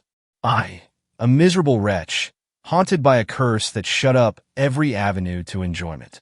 We had agreed to descend the Rhine in a boat from Strasbourg to Rotterdam, whence we might take shipping for London. During this voyage we passed many willowy islands and saw several beautiful towns. We stayed a day at Mannheim, and on the 5th from our departure from Strasbourg, arrived at Mainz. The course of the Rhine below Mainz becomes much more picturesque. The river descends rapidly and winds between hills, not high, but steep and of beautiful forms. We saw many ruined castles standing on the edges of precipices, surrounded by black woods, high and inaccessible. This part of the Rhine, indeed, presents a singularly variegated landscape. In one spot you view rugged hills, ruined castles overlooking tremendous precipices, with the dark Rhine rushing beneath. And on the sudden turn of a promontory, flourishing vineyards with green sloping banks and a meandering river and populous towns occupy the scene. We traveled at the time of the vintage and heard the song of the laborers as we glided down the stream. Even I, depressed in mind, and my spirits continually agitated by gloomy feelings, even I was pleased. I lay at the bottom of the boat, and as I gazed on the cloudless blue sky, I seemed to drink in a tranquility to which I had long been a stranger. And if these were my sensations, who can describe those of Henry? He felt as if he had been transported to fairyland and enjoyed a happiness seldom tasted by man. "I have seen," he said, "the most beautiful scenes of my own country. I have visited the lakes of Lucerne and Uri, where the snowy mountains descend almost perpendicularly to the water, casting black and impenetrable shades, which would cause a gloomy and mournful appearance were it not for the most verdant islands that relieve the eye by their gay appearance. I have seen this lake agitated by a tempest, when the wind tore up whirlwinds of water, and gave you an idea of what the waterspout must be on the great ocean, and the waves dash with fury the base of the mountain, where the priest and his mistress were overwhelmed by an avalanche, and where their dying voices are still said to be heard amid the pauses of the nightly wind. I have seen the mountains of La Valais and the Pays de Vaud, but this country, Victor, pleases me more than all those wonders. The mountains of Switzerland are more majestic and strange, but there is a charm in the banks of this divine river that I never before saw equaled. Look at that castle which overhangs yon precipice, and that also on the island, almost concealed amongst the foliage of those lovely trees. And now that group of laborers coming from among their vines, and that village half hid in the recess of the mountain. Oh, surely the spirit that inhabits and guards this place has a soul more in harmony with man than those who pile the glacier or retire to the inaccessible peaks of the mountains of our own country. Clerval, beloved friend, even now it delights me to record your words and to dwell on the praise of which you are so eminently deserving. He was a being formed in the very poetry of nature. His wild and enthusiastic imagination was chastened by the sensibility of his heart. His soul overflowed with ardent affections, and his friendship was of that devoted and wondrous nature that the worldly minded teach us to look for only in the imagination. But even human sympathies were not sufficient to satisfy his eager mind. The scenery of external nature, which others regard only with admiration, he loved with ardor. The sounding cataract haunted him like a passion, the tall rock, the mountain, and the deep and gloomy wood. Their colors and their forms were then to him an appetite, a feeling, and a love that had no need of a remoter charm, by thought supplied, or any interest, unborrowed from the eye. Wordsworth's Tintin-Abid, and where does he now exist? Is this gentle and lovely being lost forever? Has this mind, so replete with ideas, imaginations fanciful and magnificent, which formed a world, whose existence depended on the life of its creator, has this mind perished? Does it now only exist in my memory? No, it is not thus. Your form so divinely wrought and beaming with beauty has decayed, but your spirit still visits and consoles your unhappy friend. Pardon this gush of sorrow. These ineffectual words are but a slight tribute to the unexampled worth of Henry, but they soothe my heart, overflowing with the anguish which his remembrance creates. I will proceed with my tale. Beyond Cologne we descended to the plains of Holland, and we resolved to post the remainder of our way, for the wind was contrary and the stream of the river was too gentle to aid us.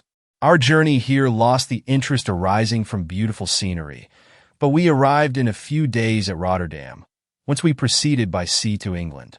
It was on a clear morning, in the latter days of December, that I first saw the white cliffs of Britain. The banks of the Thames presented a new scene. They were flat but fertile, and almost every town was marked by the remembrance of some story. We saw Tilbury Fort and remembered the Spanish Armada, Gravesend, Woolwich, and Greenwich, places which I had heard of even in my country. At length we saw the numerous steeples of London, St. Paul's towering above all, and the Tower famed in English history. Chapter 19. London was our present point of rest. We determined to remain several months in this wonderful and celebrated city. Clerval desired the intercourse of the men of genius and talent who flourished at this time. But this was with me a secondary object. I was principally occupied with the means of obtaining the information necessary for the completion of my promise, and quickly availed myself of the letters of introduction that I had brought with me, addressed to the most distinguished natural philosophers. If this journey had taken place during my days of study and happiness, it would have afforded me inexpressible pleasure. But a blight had come over my existence, and I only visited these people for the sake of the information they might give me on the subject in which my interest was so terribly profound. Company was irksome to me. When alone, I could fill my mind with the sights of heaven and earth. The voice of Henry soothed me, and I could thus cheat myself into a transitory peace. But busy, uninteresting, joyous faces brought back despair to my heart. I saw an insurmountable barrier placed between me and my fellow men. This barrier was sealed with the blood of William and Justine, and to reflect on the events connected with those names filled my soul with anguish. But in Clerval, I saw the image of my former self. He was inquisitive and anxious to gain experience and instruction. The difference of manners which he observed was to him an inexhaustible source of instruction and amusement. He was also pursuing an object he had long had in view. His design was to visit India, in the belief that he had in his knowledge of its various languages, and in the views he had taken of its society, the means of materially assisting the progress of European colonization and trade. In Britain only could he further the execution of his plan.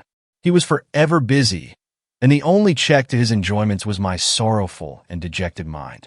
I tried to conceal this as much as possible, that I might not debar him from the pleasures natural to one who was entering on a new scene of life, undisturbed by any care or bitter recollection. I often refused to accompany him, alleging another engagement, that I might remain alone. I now also began to collect the materials necessary for my new creation, and this was to me like the torture of single drops of water, continually falling on the head. Every thought that was devoted to it was an extreme anguish, and every word that I spoke in allusion to it caused my lips to quiver and my heart to palpitate. After passing some months in London, we received a letter from a person in Scotland who had formerly been our visitor at Geneva.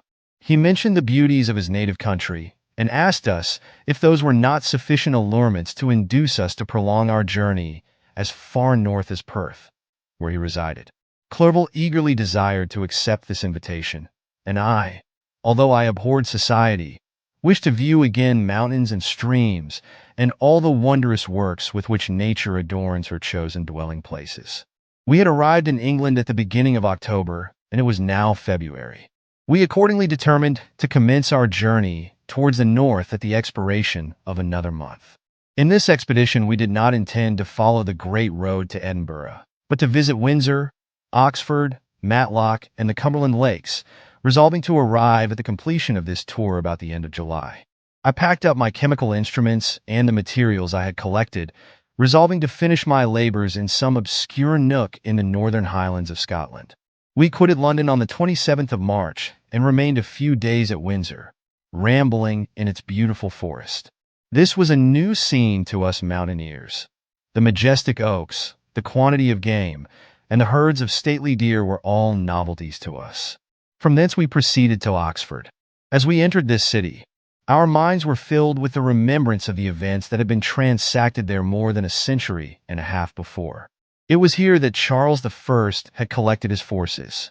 This city had remained faithful to him, after the whole nation had forsaken his cause to join the standard of Parliament and liberty.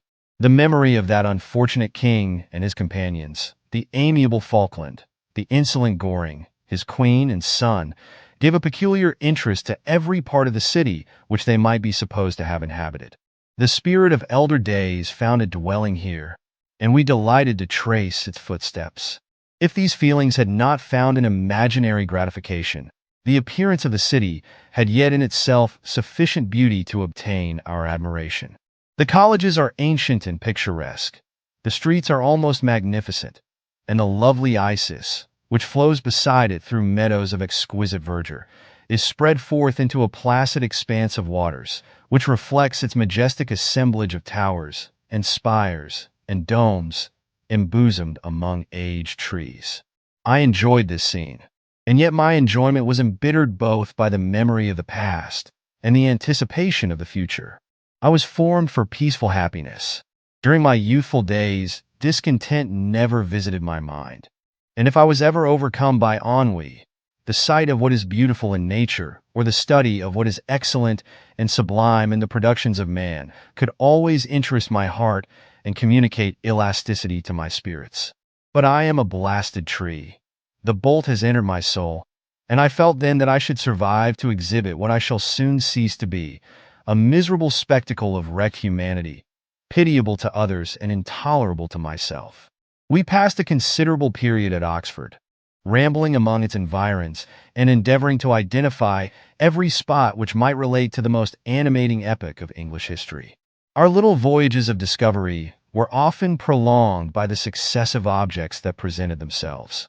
We visited the tomb of the illustrious Hampden and the field on which that patriot fell. For a moment my soul was elevated from its debasing and miserable fears to contemplate the divine ideas of liberty and self-sacrifice of which these sites were the monuments and the remembrancers. For an instant I dared to shake off my chains and look around me with a free and lofty spirit, but the iron had eaten into my flesh, and I sank again, trembling and hopeless, into my miserable self. We left Oxford with regret and proceeded to Matlock, which was our next place of rest. The country in the neighborhood of this village resembled, to a greater degree, the scenery of Switzerland, but everything is on a lower scale, and the green hills want the crown of distant white Alps which always attend on the piney mountains of my native country. We visited the wondrous cave and the little cabinets of natural history, where the curiosities are disposed in the same manner as in the collections at Servox and Chamonix. The latter name made me tremble when pronounced by Henry, and I hastened to quit Matlock, with which that terrible scene was thus associated. From Derby, still journeying northwards, we passed 2 months in Cumberland and Westmoreland. I could now almost fancy myself among the Swiss mountains. The little patches of snow which yet lingered on the northern sides of the mountains, the lakes, and the dashing of the rocky streams were all familiar and dear sights to me. Here also we made some acquaintances who almost contrived to cheat me into happiness. The delight of Clerval was proportionably greater than mine. His mind expanded in the company of men of talent, and he found in his own nature greater capacities and resources than he could have imagined himself to have possessed while he associated with his inferiors. "I could pass my life here," said he to me, "and among these mountains I should scarcely regret Switzerland and the Rhine." But he found that a traveler's life is one that includes much pain amidst its enjoyments. His feelings are forever on the stretch, and when he begins to sink into repose, he finds himself obliged to quit that on which he rests in pleasure for something new, which again engages his attention, and which also he forsakes for other novelties. We had scarcely visited the various lakes of Cumberland and Westmoreland, and conceived an affection for some of the inhabitants, when the period of our appointment with our Scotch friend approached, and we left them to travel on. For my own part, one was not sorry. I had now neglected my promise for some time, and I feared the effects of the demon's disappointment. He might remain in Switzerland and wreak his vengeance on my relatives. This idea pursued me and tormented me at every moment from which I might otherwise have snatched repose and peace. I waited for my letters with feverish impatience. If they were delayed, I was miserable and overcome by 1,000 fears. And when they arrived, and I saw the superscription of Elizabeth or my father, I hardly dared to read and ascertain my fate. Sometimes I thought that the fiend followed me and might expedite my remissness by murdering my companion. When these thoughts possessed me, I would not quit Henry for a moment, but followed him as a shadow, to protect him from the fancied rage of his destroyer. I felt as if I had committed some great crime, the consciousness of which haunted me. I was guiltless, but I had indeed drawn down a horrible curse upon my head, as mortal as that of crime. I visited Edinburgh with languid eyes and mind, and yet that city might have interested the most unfortunate being. Clerval did not like it so well as Oxford, for the antiquity of the latter city was more pleasing to him. But the beauty and regularity of the new town of Edinburgh, its romantic castle and its environs, the most delightful in the world, Arthur's Seat, St. Bernard's Well, and the Pentland Hills, compensated him for the change and filled him with cheerfulness and admiration. But I was impatient to arrive at the termination of my journey. We left Edinburgh in a week, passing through Cupar, St. Andrews, and along the banks of the Tay, to Perth, where our friend expected us. But I was in no mood to laugh and talk with strangers or enter into their feelings or plans with the good humor expected from a guest, and accordingly I told Clerval that I wished to make the tour of Scotland alone. "Do you," said I, "enjoy yourself, and let this be our rendezvous. I may be absent a month or two, but do not interfere with my motions, I entreat you. Leave me to peace and solitude for a short time, and when I return, I hope it will be with a lighter heart, more congenial to your own temper."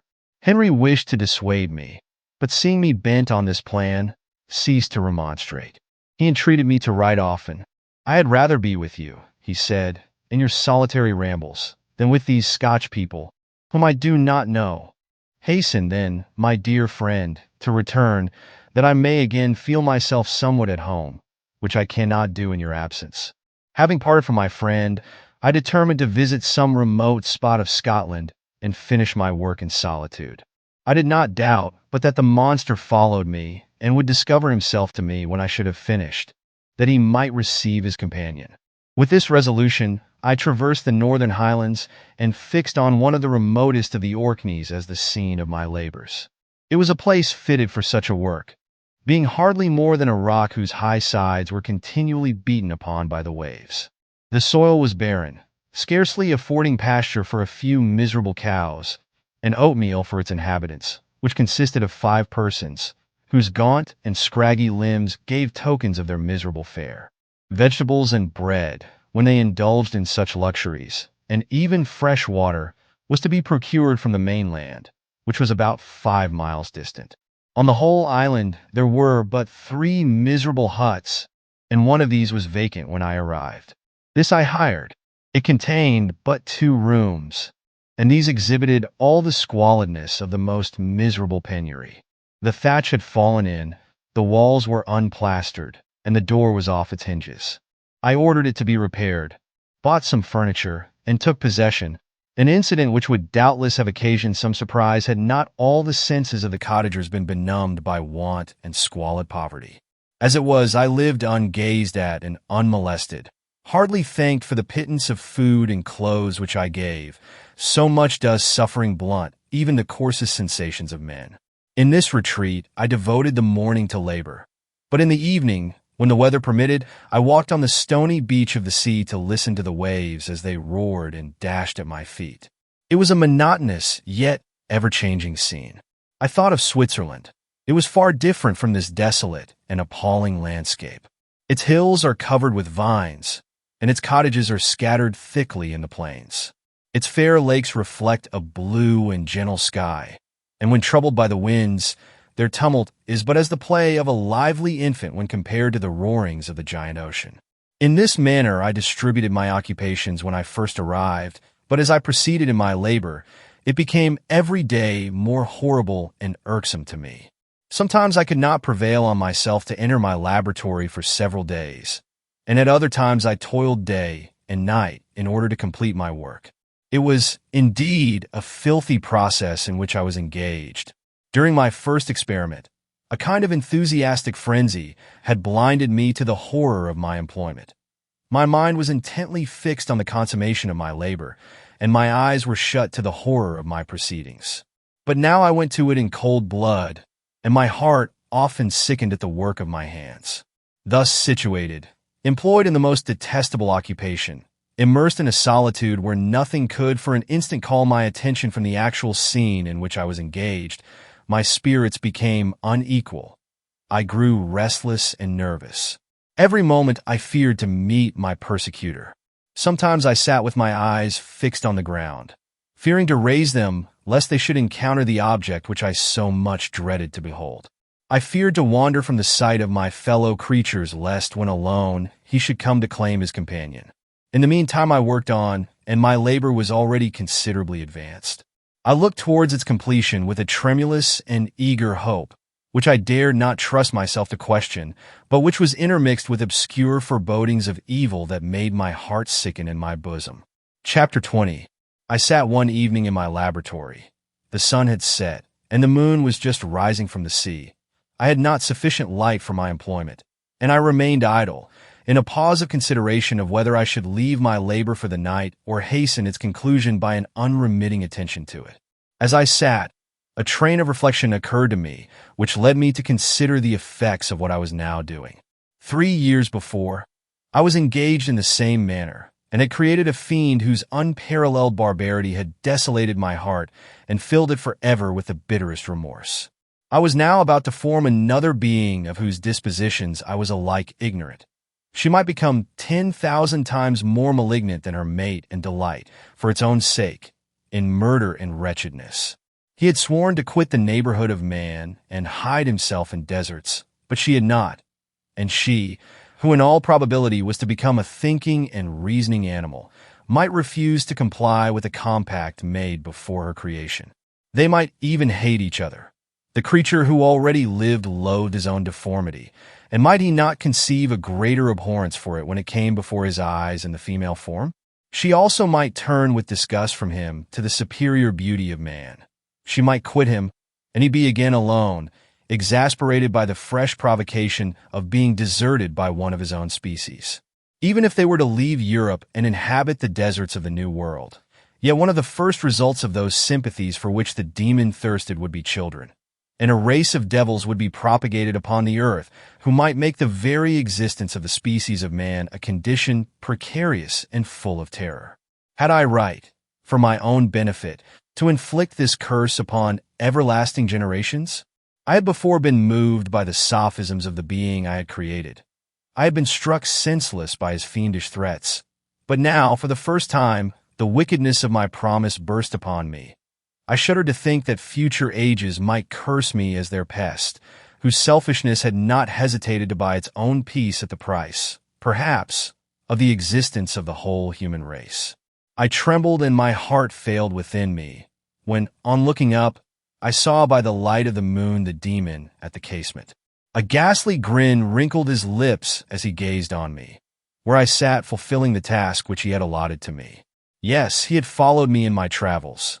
He had loitered in forests, hid himself in caves, or taken refuge in wide and desert heaths. And he now came to mark my progress and claim the fulfillment of my promise. As I looked on him, his countenance expressed the utmost extent of malice and treachery. I thought with a sensation of madness on my promise of creating another like to him, and trembling with passion, tore to pieces the thing on which I was engaged. The wretch saw me destroy the creature on whose future existence he depended for happiness, and with a howl of devilish despair and revenge withdrew. I left the room, and locking the door, made a solemn vow in my own heart never to resume my labors. And then, with trembling steps, I sought my own apartment. I was alone. None were near me to dissipate the gloom and relieve me from the sickening oppression of the most terrible reveries. Several hours passed, and I remained near my window, gazing on the sea. It was almost motionless, for the winds were hushed, and all nature reposed under the eye of the quiet moon. A few fishing vessels alone specked the water, and now and then the gentle breeze wafted the sound of voices as the fishermen called to one another. I felt the silence, although I was hardly conscious of its extreme profundity, until my ear was suddenly arrested by the paddling of oars near the shore, and a person landed close to my house. In a few minutes after, I heard the creaking of my door, as if someone endeavored to open it softly. I trembled from head to foot. I felt a presentiment of who it was and wished to rouse one of the peasants who dwelt in a cottage not far from mine, but I was overcome by the sensation of helplessness, so often felt in frightful dreams, when you in vain endeavor to fly from an impending danger, and was rooted to the spot. Presently, I heard the sound of footsteps along the passage. The door opened, and the wretch whom I dreaded appeared. Shutting the door, he approached me and said in a smothered voice, "You have destroyed the work which you began. What is it that you intend? Do you dare to break your promise? I have endured toil and misery. I left Switzerland with you. I crept along the shores of the Rhine, among its willow islands and over the summits of its hills. I have dwelt many months in the heaths of England and among the deserts of Scotland. I have endured incalculable fatigue and cold and hunger. Do you dare destroy my hopes? Begone! I do break my promise. Never will I create another like yourself, equal in deformity and wickedness. Slave, I before reasoned with you, but you have proved yourself unworthy of my condescension. Remember that I have power. You believe yourself miserable, but I can make you so wretched that the light of day will be hateful to you. You are my creator, but I am your master. Obey. The hour of my irresolution is past, and the period of your power is arrived. Your threats cannot move me to do an act of wickedness, but they confirm me in a determination of not creating you a companion in vice. Shall I, in cool blood, set loose upon the earth a demon whose delight is in death and wretchedness? Begone! I am firm, and your words will only exasperate my rage. The monster saw my determination in my face and gnashed his teeth in the impotence of anger. Shall each man, cried he, find a wife for his bosom, and each beast have his mate, and I be alone? I had feelings of affection, and they were requited by detestation and scorn. Man, you may hate, but beware. Your hours will pass in dread and misery, and soon the bolt will fall, which must ravish from you your happiness forever. Are you to be happy while I grovel in the intensity of my wretchedness? You can blast my other passions, but revenge remains. Revenge, henceforth dearer than light or food. I may die, but first you, my tyrant and tormentor, shall curse the sun that gazes on your misery. Beware, for I am fearless and therefore powerful. I will watch with the wheeliness of a snake, that I may sting with its venom. Man, you shall repent of the injuries you inflict. Devil, cease, and do not poison the air with these sounds of malice. I have declared my resolution to you, and I am no coward to bend beneath words. Leave me. I am inexorable. It is well. I go. But remember, I shall be with you on your wedding night. I started forward and exclaimed, Villain, before you sign my death warrant, be sure that you are yourself safe. I would have seized him, But he eluded me and quitted the house with precipitation. In a few moments I saw him in his boat, which shot across the waters with an arrowy swiftness and was soon lost amidst the waves. All was again silent, but his words rang in my ears. I burned with rage to pursue the murderer of my peace and precipitate him into the ocean. I walked up and down my room hastily and perturbed, while my imagination conjured up 1,000 images to torment and sting me. Why had I not followed him and closed with him in mortal strife? But I had suffered him to depart, and he had directed his course towards the mainland. I shuddered to think who might be the next victim sacrificed to his insatiate revenge. And then I thought again of his words, "I will be with you on your wedding night." That, then, was the period fixed for the fulfillment of my destiny. In that hour I should die, and at once satisfy and extinguish his malice. The prospect did not move me to fear. Yet when I thought of my beloved Elizabeth, of her tears and endless sorrow, when she should find her lover so barbarously snatched from her, tears, the first I had shed for many months, streamed from my eyes, and I resolved not to fall before my enemy without a bitter struggle. The night passed away, and the sun rose from the ocean. My feelings became calmer, if it may be called calmness when the violence of rage sinks into the depths of despair. I left the house, the horrid scene of the last night's contention, and walked on the beach of the sea, which I almost regarded as an insuperable barrier between me and my fellow creatures. Nay, a wish that such should prove the fact stole across me. I desired that I might pass my life on that barren rock, wearily, it is true, but uninterrupted by any sudden shock of misery. If I returned, it was to be sacrificed or to see those whom I most loved die under the grasp of a demon whom I had myself created.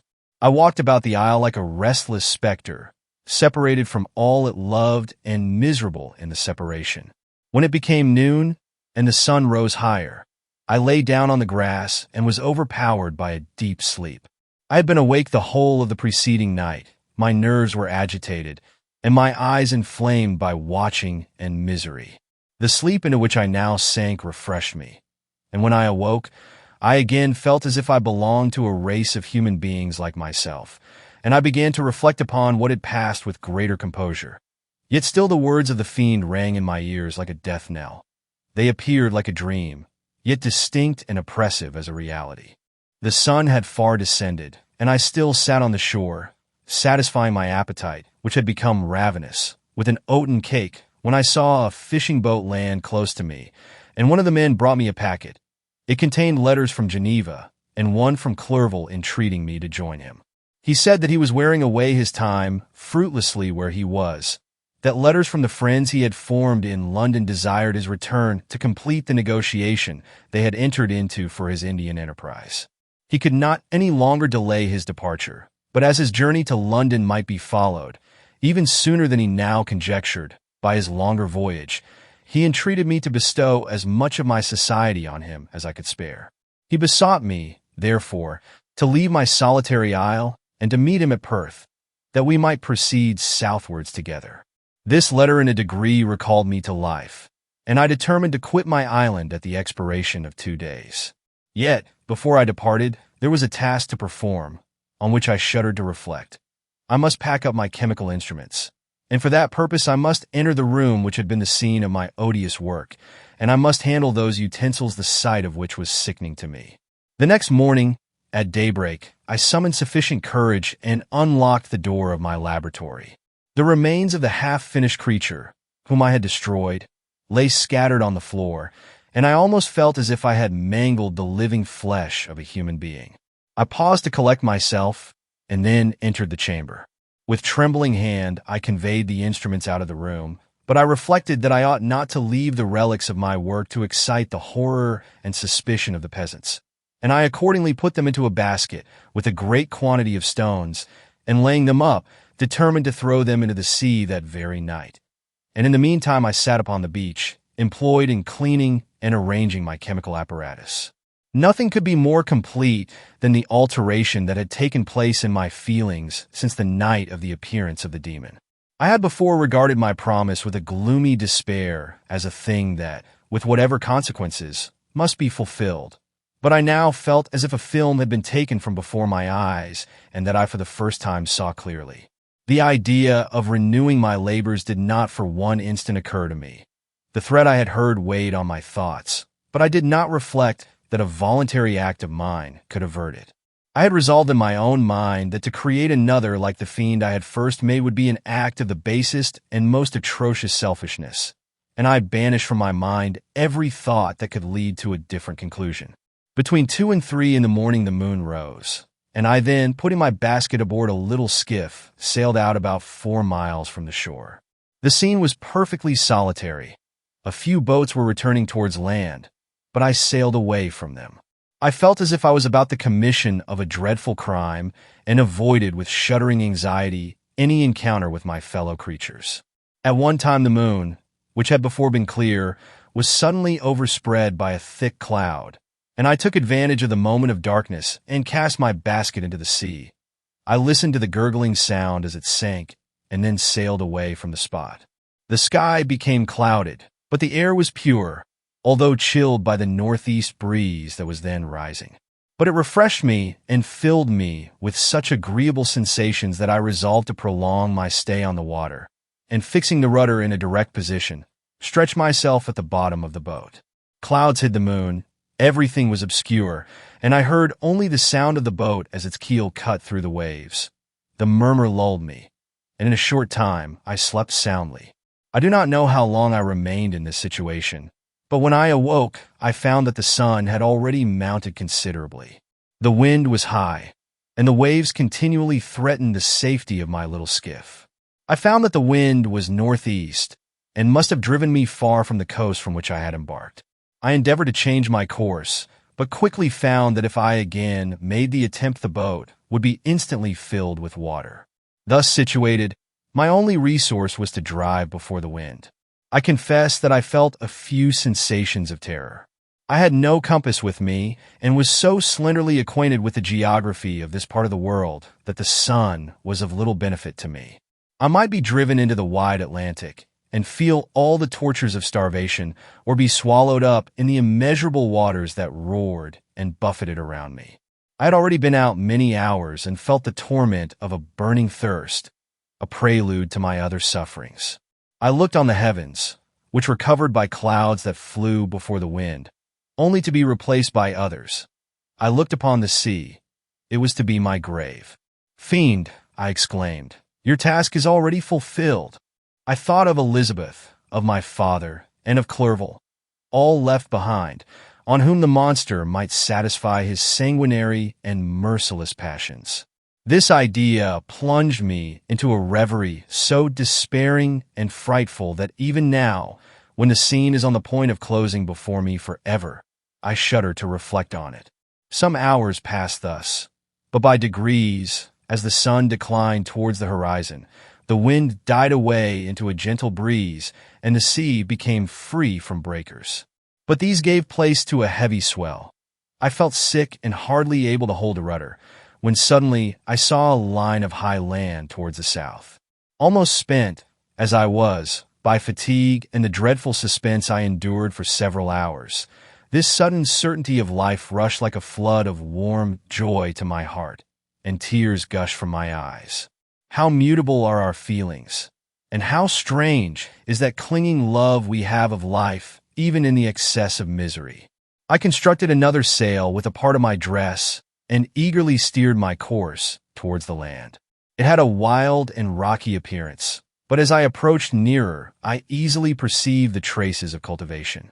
I saw vessels near the shore and found myself suddenly transported back to the neighborhood of civilized man. I carefully traced the windings of the land and hailed a steeple which I at length saw issuing from behind a small promontory. As I was in a state of extreme debility, I resolved to sail directly towards the town as a place where I could most easily procure nourishment. Fortunately, I had money with me. As I turned the promontory, I perceived a small, neat town and a good harbor, which I entered, my heart bounding with joy at my unexpected escape. As I was occupied in fixing the boat and arranging the sails, several people crowded towards the spot. They seemed much surprised at my appearance, but instead of offering me any assistance, whispered together with gestures that at any other time might have produced in me a slight sensation of alarm. As it was, I merely remarked that they spoke English, and I therefore addressed them in that language.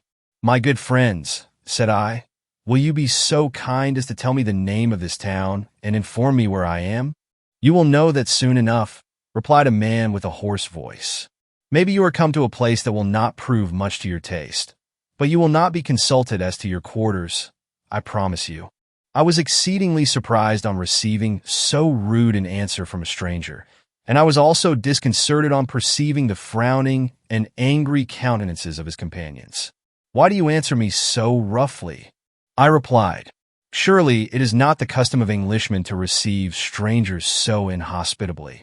"I do not know," said the man, "what the custom of the English may be, but it is the custom of the Irish to hate villains." While this strange dialogue continued, I perceived the crowd rapidly increase. Their faces expressed a mixture of curiosity and anger, which annoyed and in some degree alarmed me. I inquired the way to the inn, but no one replied.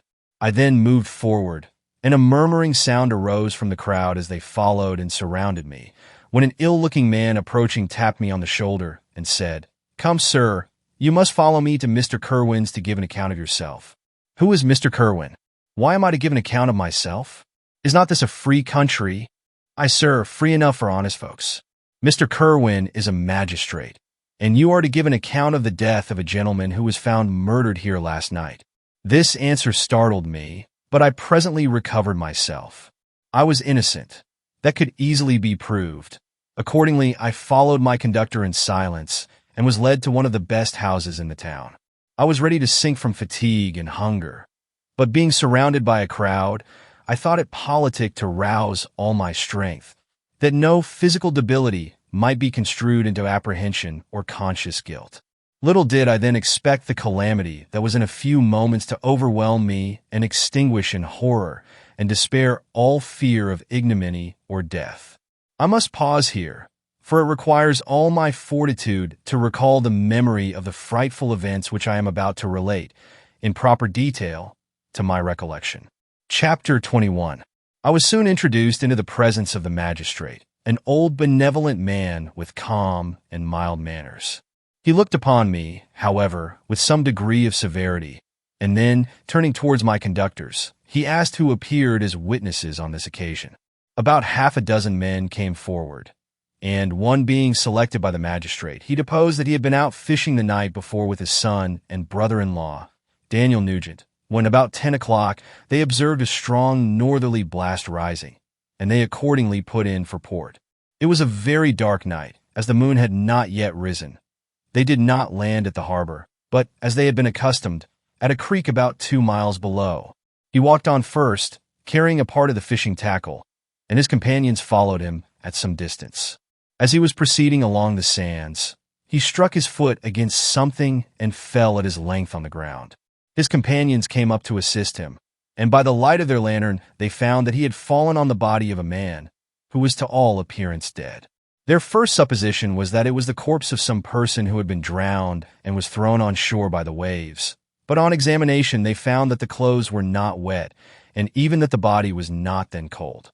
They instantly carried it to the cottage of an old woman near the spot and endeavored, but in vain, to restore it to life. It appeared to be a handsome young man, about 25 years of age. He had apparently been strangled, for there was no sign of any violence except the black mark of fingers on his neck. The first part of this deposition did not in the least interest me, but when the mark of the fingers was mentioned, I remembered the murder of my brother and felt myself extremely agitated.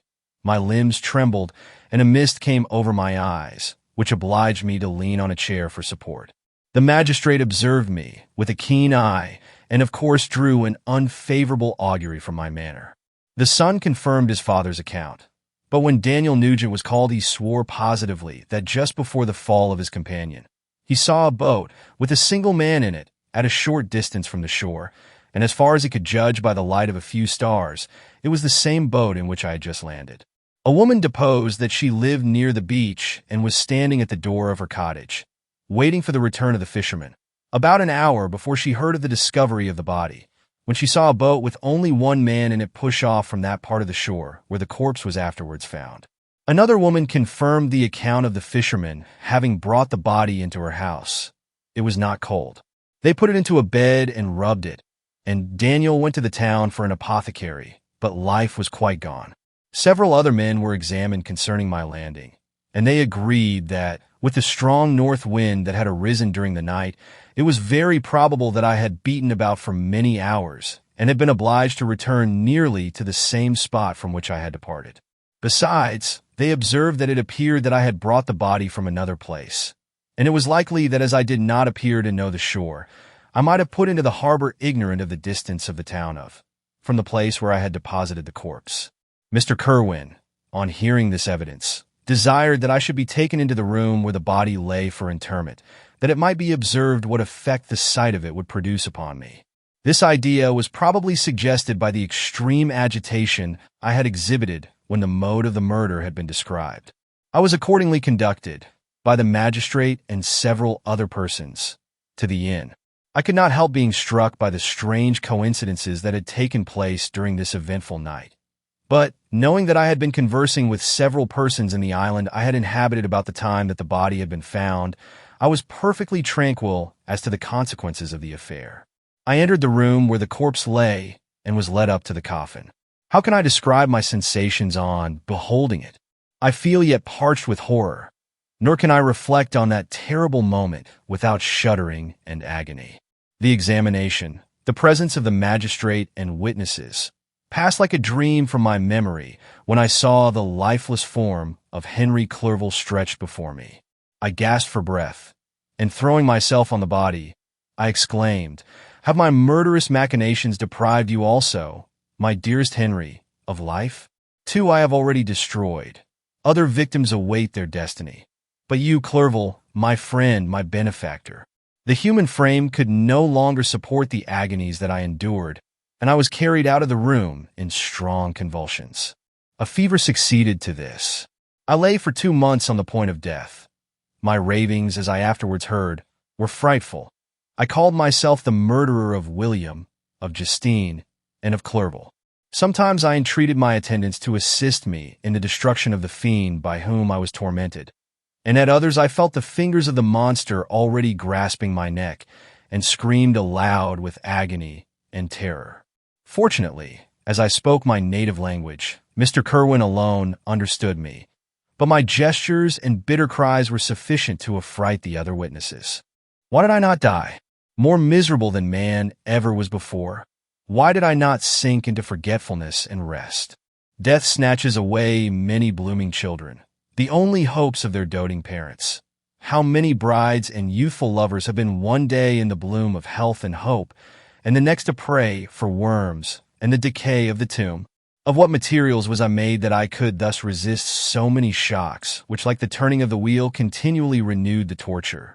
But I was doomed to live, and in 2 months found myself, as awaking from a dream, in a prison, stretched on a wretched bed, surrounded by jailers, turnkeys, bolts, and all the miserable apparatus of a dungeon. It was morning, I remember, when I thus awoke to understanding. I had forgotten the particulars of what had happened, and only felt as if some great misfortune had suddenly overwhelmed me. But when I looked around and saw the barred windows and the squalidness of the room in which I was, all flashed across my memory, and I groaned bitterly. This sound disturbed an old woman who was sleeping in a chair beside me. She was a hired nurse, the wife of one of the turnkeys, and her countenance expressed all those bad qualities which often characterize that class. The lines of her face were hard and rude, like that of persons accustomed to see without sympathizing in sights of misery. Her tone expressed her entire indifference. She addressed me in English, and the voice struck me as one that I had heard during my sufferings. "Are you better now, sir?" said she. I replied in the same language, with a feeble voice, "I believe I am. But if it be all true, if indeed I did not dream, I am sorry that I am still alive to feel this misery and horror." "For that matter," replied the old woman, "if you mean about the gentleman you murdered, I believe that it were better for you if you were dead, for I fancy it will go hard with you. However, that's none of my business. I am sent to nurse you and get you well. I do my duty with a safe conscience. It were well if everybody did the same. I turned with loathing from the woman who could utter so unfeeling a speech to a person just saved, on the very edge of death. But I felt languid and unable to reflect on all that had passed. The whole series of my life appeared to me as a dream. I sometimes doubted if indeed it were all true, for it never presented itself to my mind with the force of reality. As the images that floated before me became more distinct, I grew feverish. A darkness pressed around me. No one was near me who soothed me with the gentle voice of love. No dear hand supported me. The physician came and prescribed medicines, and the old woman prepared them for me. But utter carelessness was visible in the first, and the expression of brutality was strongly marked in the visage of the second. Who could be interested in the fate of a murderer but the hangman who would gain his fee? These were my first reflections, but I soon learned that Mr. Kerwin had shown me extreme kindness. He had caused the best room in the prison to be prepared for me. Wretched indeed was the best, and it was he who had provided a physician and a nurse. It is true, he seldom came to see me, for although he ardently desired to relieve the sufferings of every human creature, he did not wish to be present at the agonies and miserable ravings of a murderer. He came, therefore, sometimes to see that I was not neglected, but his visits were short and with long intervals. One day, while I was gradually recovering, I was seated in a chair, my eyes half open and my cheeks livid like those in death. I was overcome by gloom and misery, and often reflected I had better seek death than desire to remain in a world which to me was replete with wretchedness. At one time I considered whether I should not declare myself guilty and suffer the penalty of the law, less innocent than poor Justine had been. Such were my thoughts when the door of my apartment was opened and Mr. Kerwin entered. His countenance expressed sympathy and compassion.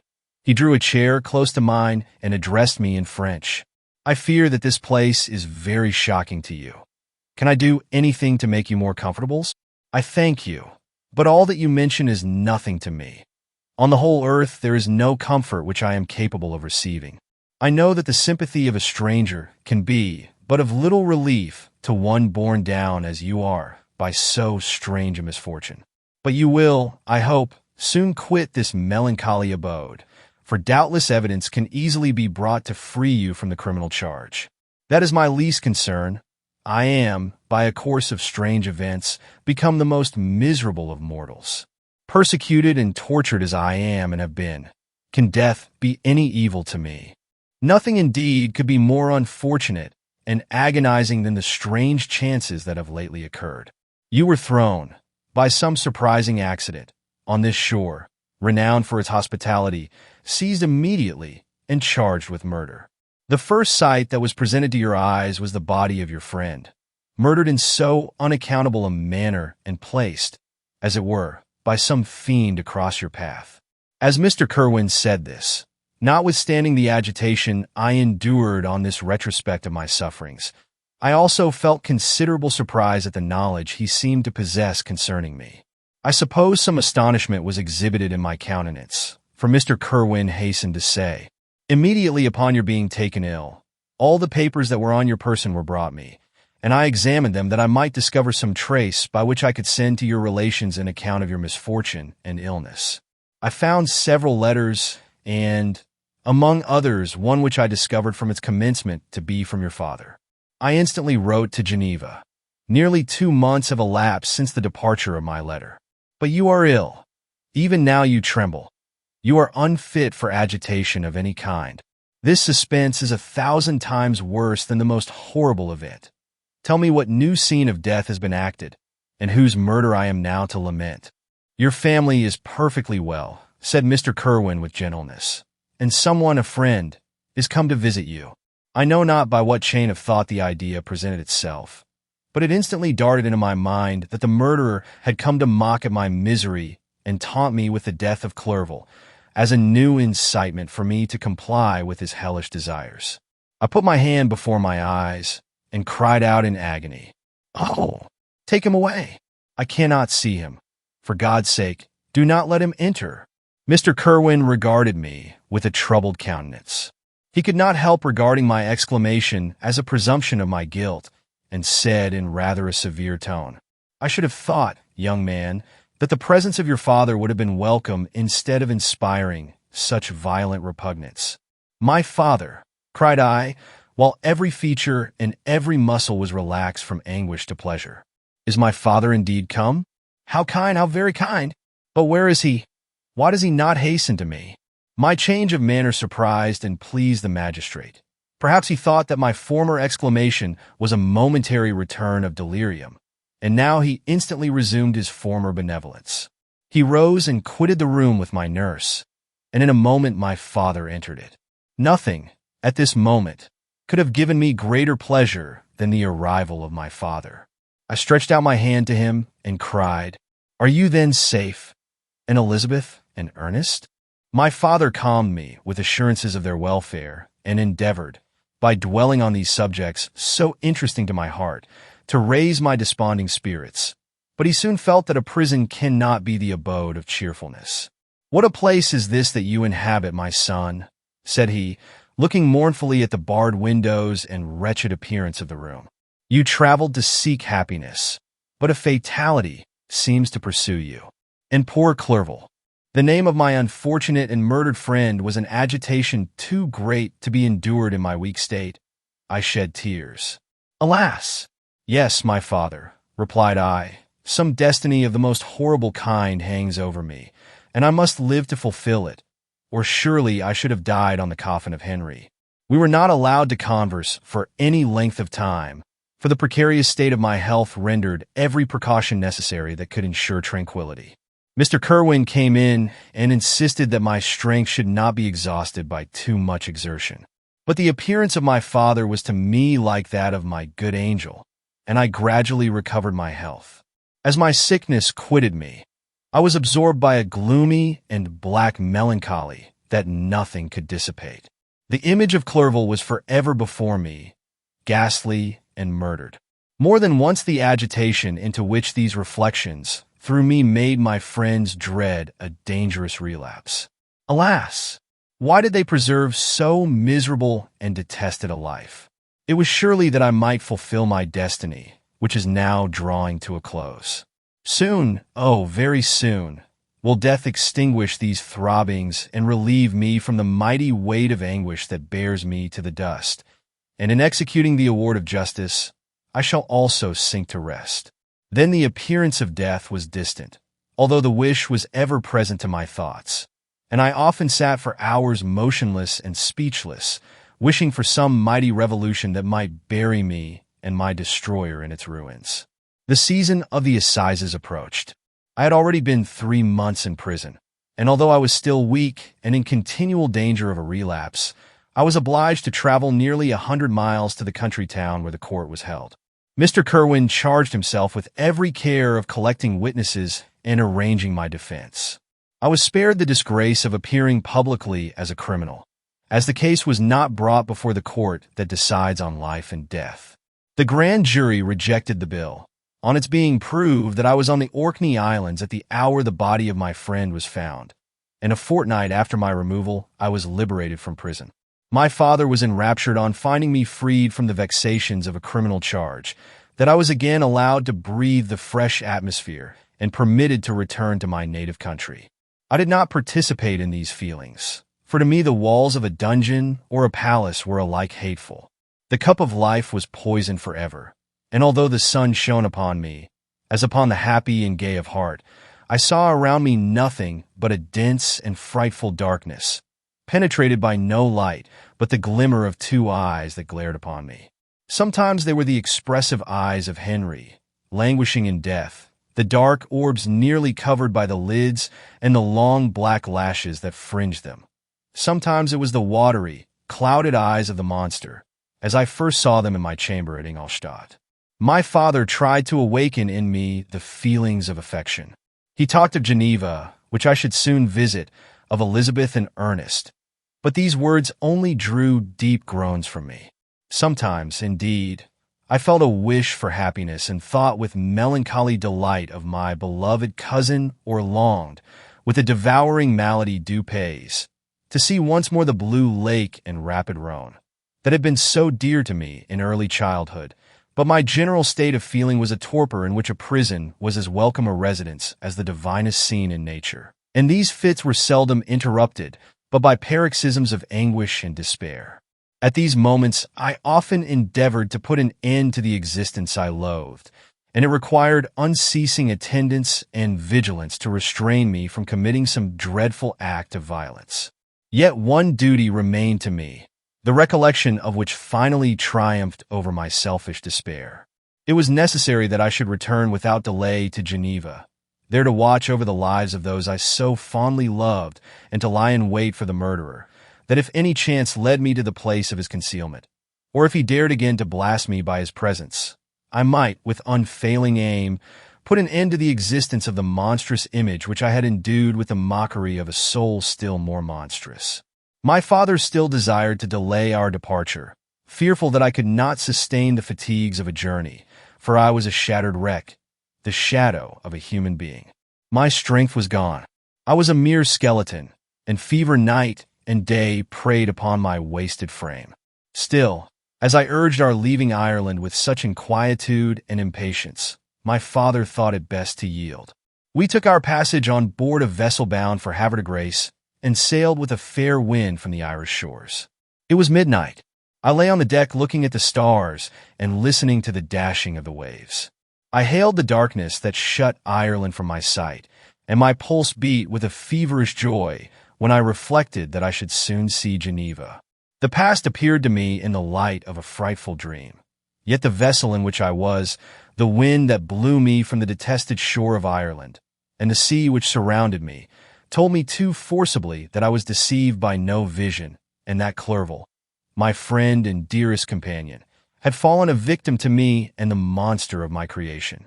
I repassed, in my memory, my whole life, my quiet happiness while residing with my family in Geneva, the death of my mother, and my departure for Ingolstadt. I remembered, shuddering, the mad enthusiasm that hurried me on to the creation of my hideous enemy, and I called to mind the night in which he first lived. I was unable to pursue the train of thought. 1,000 feelings pressed upon me, and I wept bitterly. Ever since my recovery from the fever, I had been in the custom of taking every night a small quantity of laudanum, for it was by means of this drug only that I was enabled to gain the rest necessary for the preservation of life.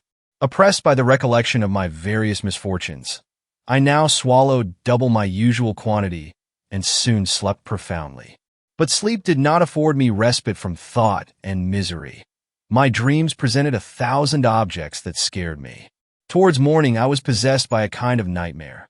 I felt the fiend's grasp in my neck and could not free myself from it. Groans and cries rang in my ears. My father, who was watching over me, perceiving my restlessness, awoke me. The dashing waves were around, the cloudy sky above. The fiend was not here.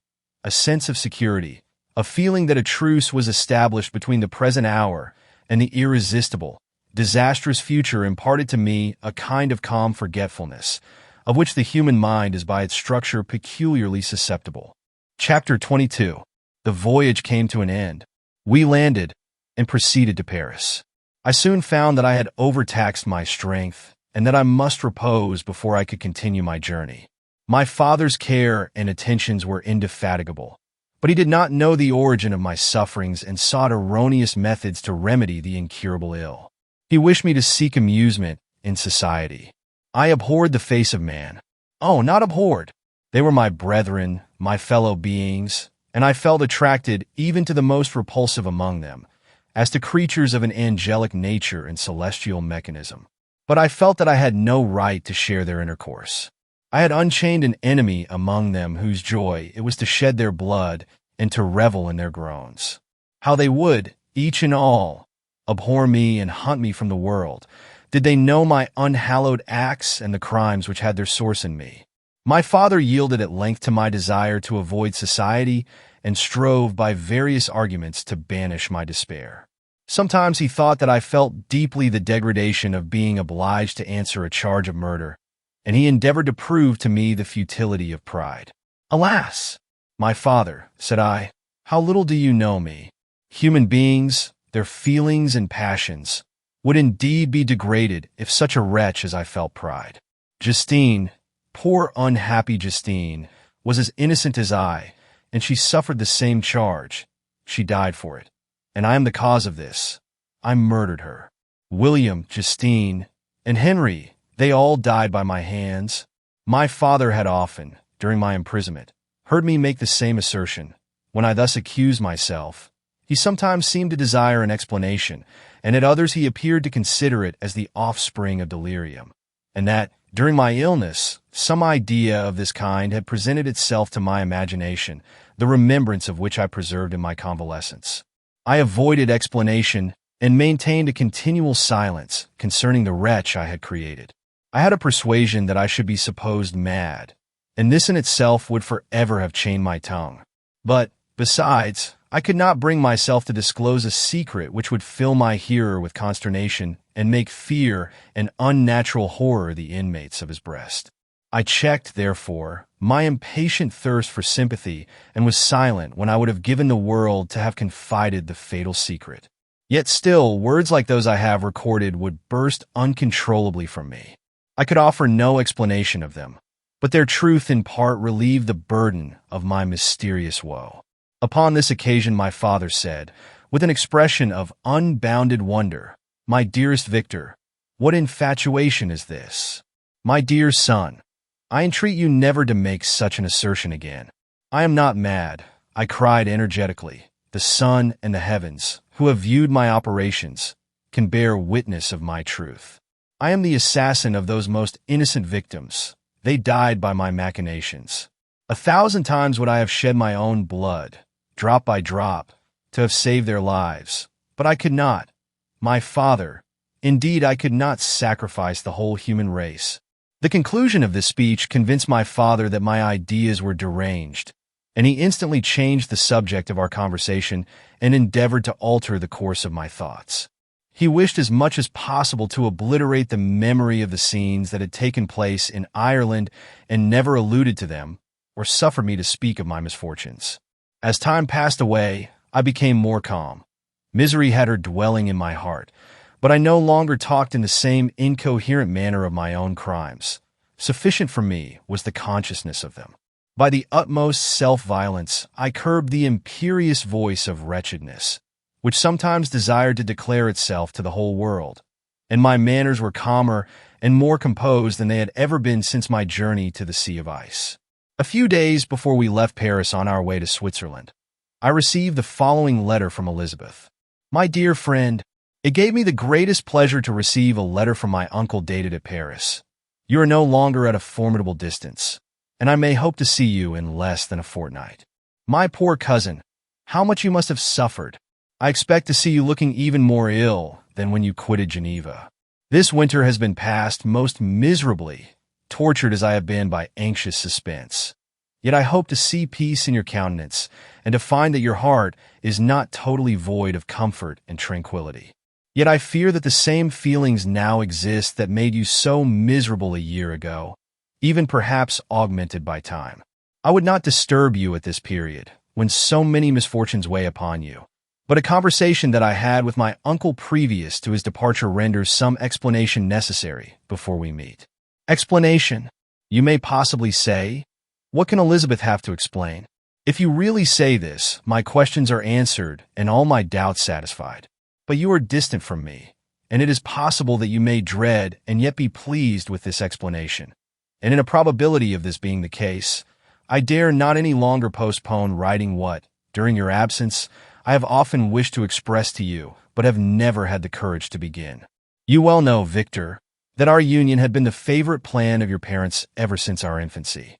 We were told this when young, and taught to look forward to it as an event that would certainly take place. We were affectionate playfellows during childhood, and, I believe, dear and valued friends to one another as we grew older. But as brother and sister often entertain a lively affection towards each other without desiring a more intimate union, may not such also be our case? Tell me, dearest Victor, answer me, I conjure you by our mutual happiness, with simple truth. Do you not love another? You have traveled. You have spent several years of your life at Ingolstadt, and I confess to you, my friend, that when I saw you last autumn so unhappy, flying to solitude from the society of every creature, I could not help supposing that you might regret our connection and believe yourself bound in honor to fulfill the wishes of your parents, although they oppose themselves to your inclinations. But this is false reasoning. I confess to you, my friend, that I love you and that in my airy dreams of futurity, you have been my constant friend and companion. But it is your happiness I desire, as well as my own, when I declare to you that our marriage would render me eternally miserable unless it were the dictate of your own free choice. Even now I weep to think that, borne down as you are by the cruelest misfortunes, you may stifle, by the word honor, all hope of that love and happiness which would alone restore you to yourself. I, who have so disinterested an affection for you, may increase your miseries tenfold by being an obstacle to your wishes. Ah, Victor, be assured that your cousin and playmate has too sincere a love for you not to be made miserable by this supposition. Be happy, my friend, and if you obey me in this one request, remain satisfied that nothing on earth will have the power to interrupt my tranquility. Do not let this letter disturb you. Do not answer tomorrow, or the next day, or even until you come, if it will give you pain. My uncle will send me news of your health, and if I see but one smile on your lips when we meet, occasioned by this or any other exertion of mine, I shall need no other happiness. Elizabeth Lavenza, Geneva, May 18th, 17. This letter revived in my memory what I had before forgotten, the threat of the fiend. I will be with you on your wedding night. Such was my sentence. And on that night would the demon employ every art to destroy me and tear me from the glimpse of happiness which promised partly to console my sufferings. On that night he had determined to consummate his crimes by my death. Well, be it so. A deadly struggle would then assuredly take place, in which if he were victorious, I should be at peace and his power over me be at an end. If he were vanquished, I should be a free man. Alas, what freedom! Such as the peasant enjoys when his family have been massacred before his eyes, his cottage burnt, his lands laid waste, and he is turned adrift, homeless, penniless, and alone, but free. Such would be my liberty, except that in my Elizabeth the first possessed a treasure, alas, balanced by those horrors of remorse and guilt which would pursue me until death. Sweet and beloved Elizabeth, I read and reread her letter, and some softened feeling stole into my heart and dared to whisper paradisiacal dreams of love and joy. But the apple was already eaten, and the angel's arm bared to drive me from all hope. Yet I would die to make her happy. If the monster executed his threat, death was inevitable. Yet again, I considered whether my marriage would hasten my fate. My destruction might indeed arrive a few months sooner, but if my torturer should suspect that I postponed it, influenced by his menaces, he would surely find other and perhaps more dreadful means of revenge. He had vowed to be with me on my wedding night, yet he did not consider that threat as binding him to peace in the meantime, for as if to show me that he was not yet satiated with blood, he had murdered Clerval immediately after the enunciation of his threats.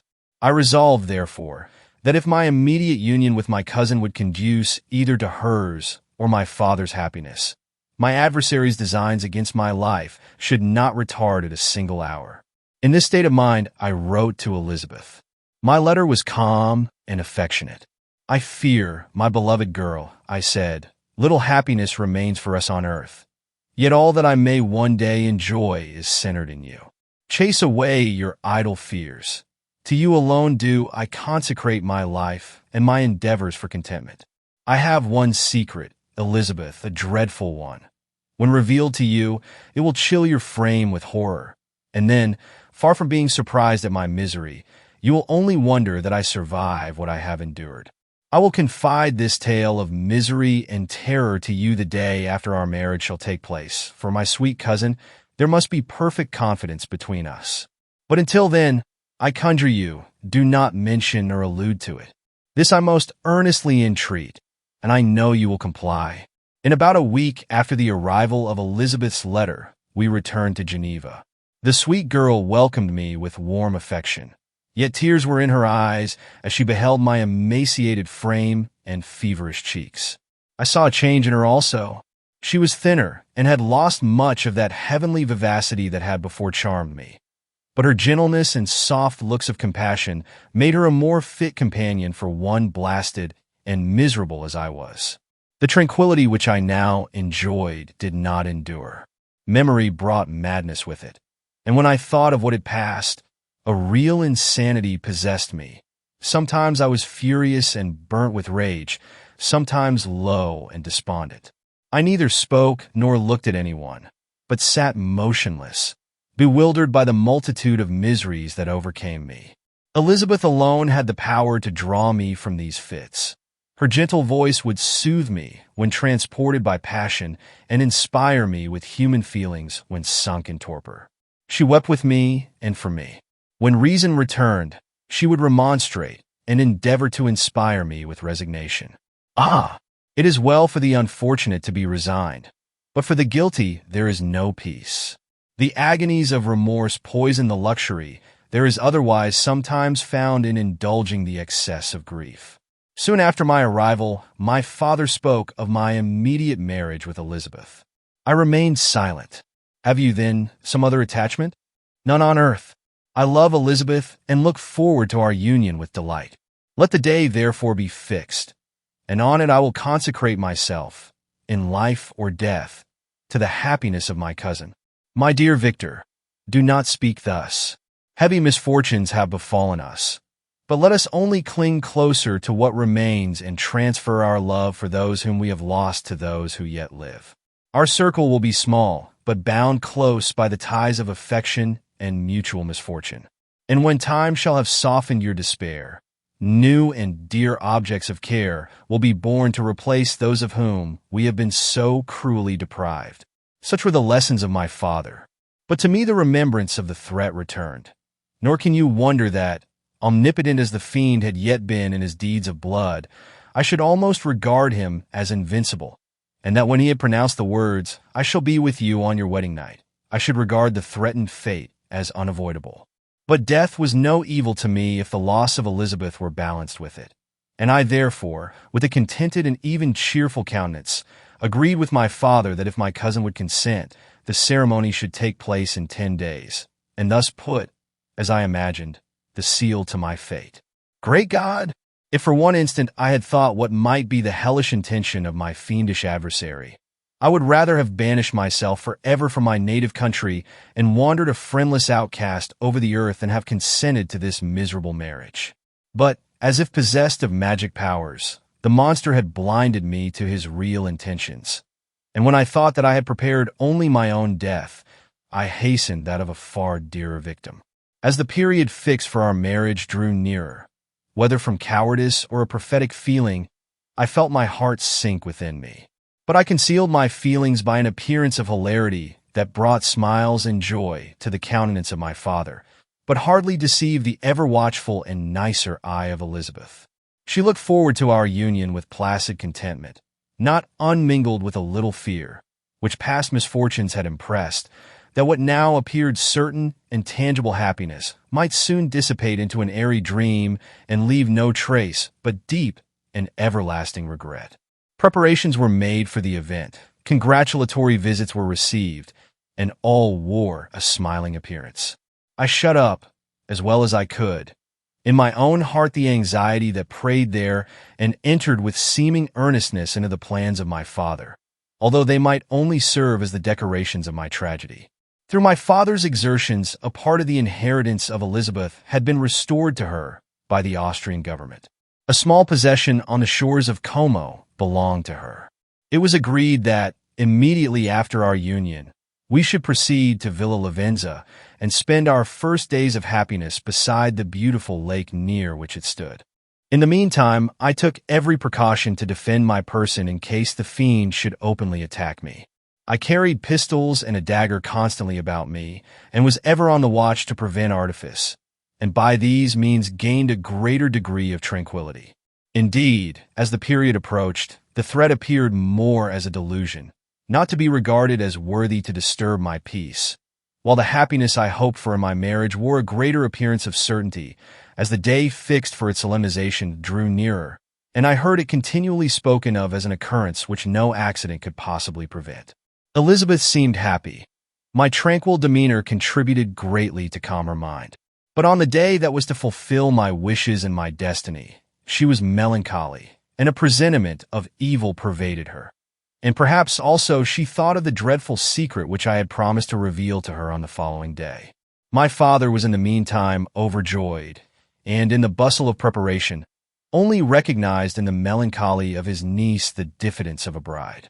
After the ceremony was performed, a large party assembled at my father's, but it was agreed that Elizabeth and I should commence our journey by water, sleeping that night at Evian and continuing our voyage on the following day. The day was fair, the wind favorable. All smiled on our nuptial embarkation. Those were the last moments of my life during which I enjoyed the feeling of happiness. We passed rapidly along.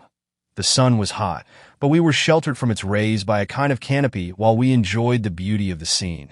Sometimes on one side of the lake, where we saw Montsaleve, the pleasant banks of Montélimar, and at a distance, surmounting all, the beautiful Mont Blanc and the assemblage of snowy mountains that in vain endeavor to emulate her. Sometimes coasting the opposite banks, we saw the mighty Jura opposing its dark side to the ambition that would quit its native country, and an almost insurmountable barrier to the invader who should wish to enslave it. I took the hand of Elizabeth. "You are sorrowful, my love. Ah, if you knew what I have suffered and what I may yet endure, you would endeavor to let me taste the quiet and freedom from despair that this one day at least permits me to enjoy." "Be happy, my dear Victor," replied Elizabeth. "There is, I hope, nothing to distress you, and be assured that if a lively joy is not painted in my face, my heart is contented. Something whispers to me not to depend too much on the prospect that is open before us, but I will not listen to such a sinister voice. Observe how fast we move along, and how the clouds, which sometimes obscure and sometimes rise above the dome of Mont Blanc, render this scene of beauty still more interesting. Look also at the innumerable fish that are swimming in the clear waters, where we can distinguish every pebble that lies at the bottom. What a divine day! How happy and serene all nature appears." Thus Elizabeth endeavored to divert her thoughts and mine from all reflection upon melancholy subjects. But her temper was fluctuating. Joy for a few instants shone in her eyes, but it continually gave place to distraction and reverie. The sun sank lower in the heavens. We passed the river Drance and observed its path through the chasms of the higher and the glens of the lower hills. The Alps here come closer to the lake, and we approached the amphitheater of mountains which forms its eastern boundary. The spire of Evian shone under the woods that surrounded it, and the range of mountain above mountain by which it was overhung. The wind, which had hitherto carried us along with amazing rapidity, sank at sunset to a light breeze. The soft air just ruffled the water and caused a pleasant motion among the trees as we approached the shore, from which it wafted the most delightful scent of flowers and hay. The sun sank beneath the horizon as we landed, and as I touched the shore, I felt those cares and fears revive which soon were to clasp me and cling to me forever. Chapter 23. It was 8 o'clock when we landed. We walked for a short time on the shore, enjoying the transitory light, and then retired to the inn and contemplated the lovely scene of waters, woods, and mountains, obscured in darkness, yet still displaying their black outlines. The wind, which had fallen in the south, now rose with great violence in the west. The moon had reached her summit in the heavens and was beginning to descend. The clouds swept across it swifter than the flight of the vulture and dimmed her rays, while the lake reflected the scene of the busy heavens, rendered still busier by the restless waves that were beginning to rise. Suddenly, a heavy storm of rain descended. I had been calm during the day, but so soon as night obscured the shapes of objects, 1,000 fears arose in my mind. I was anxious and watchful, while my right hand grasped a pistol which was hidden in my bosom. Every sound terrified me, but I resolved that I would sell my life dearly and not shrink from the conflict until my own life or that of my adversary was extinguished. Elizabeth observed my agitation for some time in timid and fearful silence, but there was something in my glance which communicated terror to her, and trembling, She asked.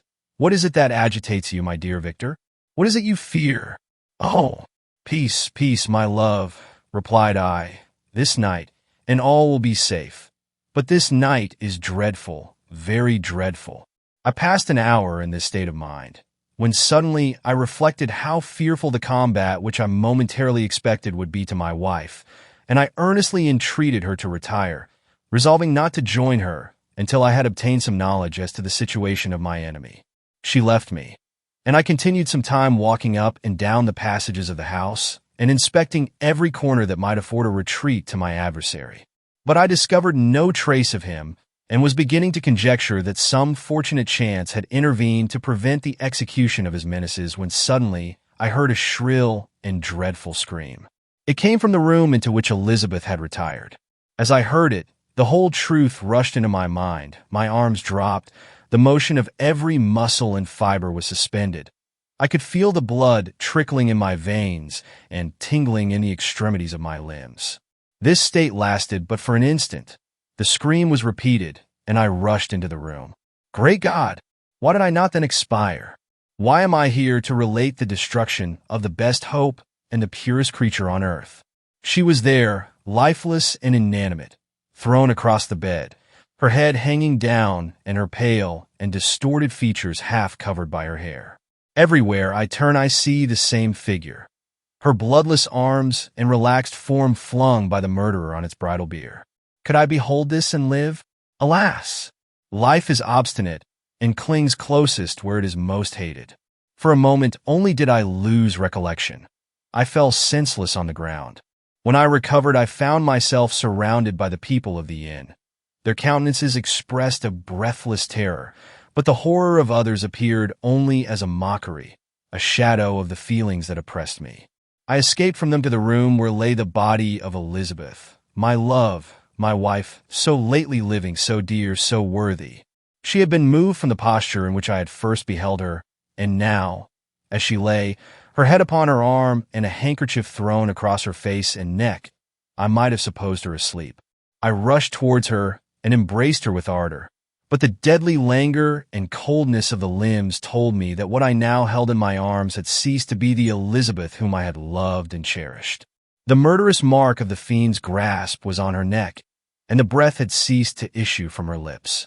While I still hung over her in the agony of despair, I happened to look up. The windows of the room had before been darkened, and I felt a kind of panic on seeing the pale yellow light of the moon illuminate the chamber. The shutters had been thrown back, and with a sensation of horror not to be described, I saw at the open window a figure the most hideous and abhorred. A grin was on the face of the monster. He seemed to jeer, as with his fiendish finger he pointed towards the corpse of my wife. I rushed towards the window, and drawing a pistol from my bosom, fired, but he eluded me, leaped from his station, and running with the swiftness of lightning, plunged into the lake. The report of the pistol brought a crowd into the room. I pointed to the spot where he had disappeared, and we followed the track with boats. Nets were cast, but in vain. After passing several hours, we returned hopeless, most of my companions believing it to have been a form conjured up by my fancy. After having landed, they proceeded to search the country, parties going in different directions among the woods and vines. I attempted to accompany them and proceeded a short distance from the house. But my head whirled round. My steps were like those of a drunken man. I fell at last in a state of utter exhaustion. A film covered my eyes, and my skin was parched with the heat of fever. In this state, I was carried back and placed on a bed, hardly conscious of what had happened. My eyes wandered round the room as if to seek something that I had lost. After an interval I arose, and as if by instinct, crawled into the room where the corpse of my beloved lay. There were women weeping around. I hung over it and joined my sad tears to theirs.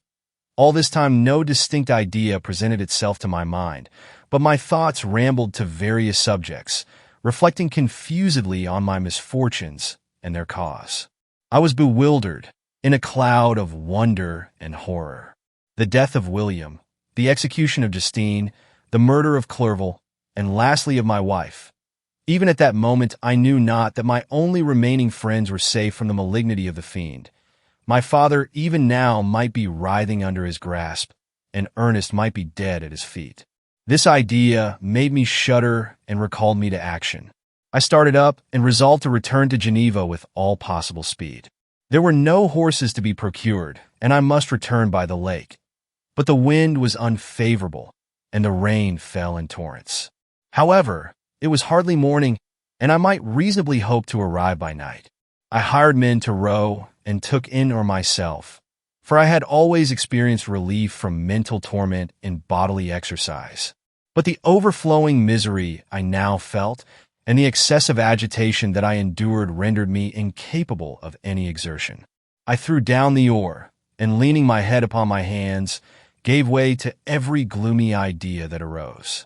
If I looked up, I saw scenes which were familiar to me in my happier time, and which I had contemplated but the day before in the company of her who was now but a shadow and a recollection.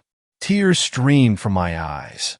The rain had ceased for a moment, and I saw the fish play in the waters as they had done a few hours before.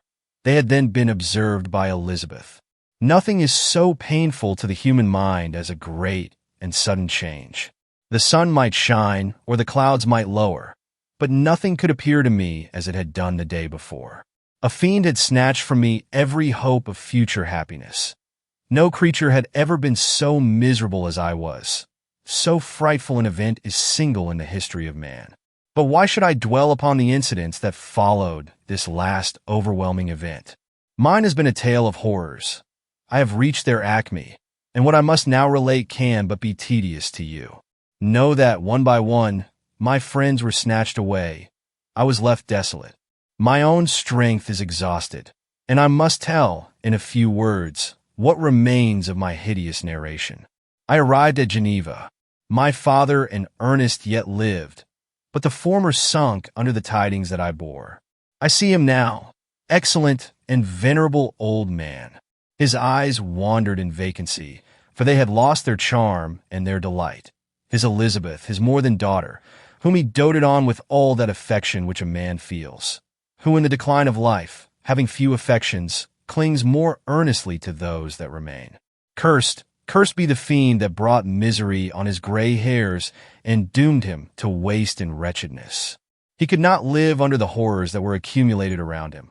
The springs of existence suddenly gave way. He was unable to rise from his bed, and in a few days he died in my arms. What then became of me? I know not. I lost sensation, and chains and darkness were the only objects that pressed upon me.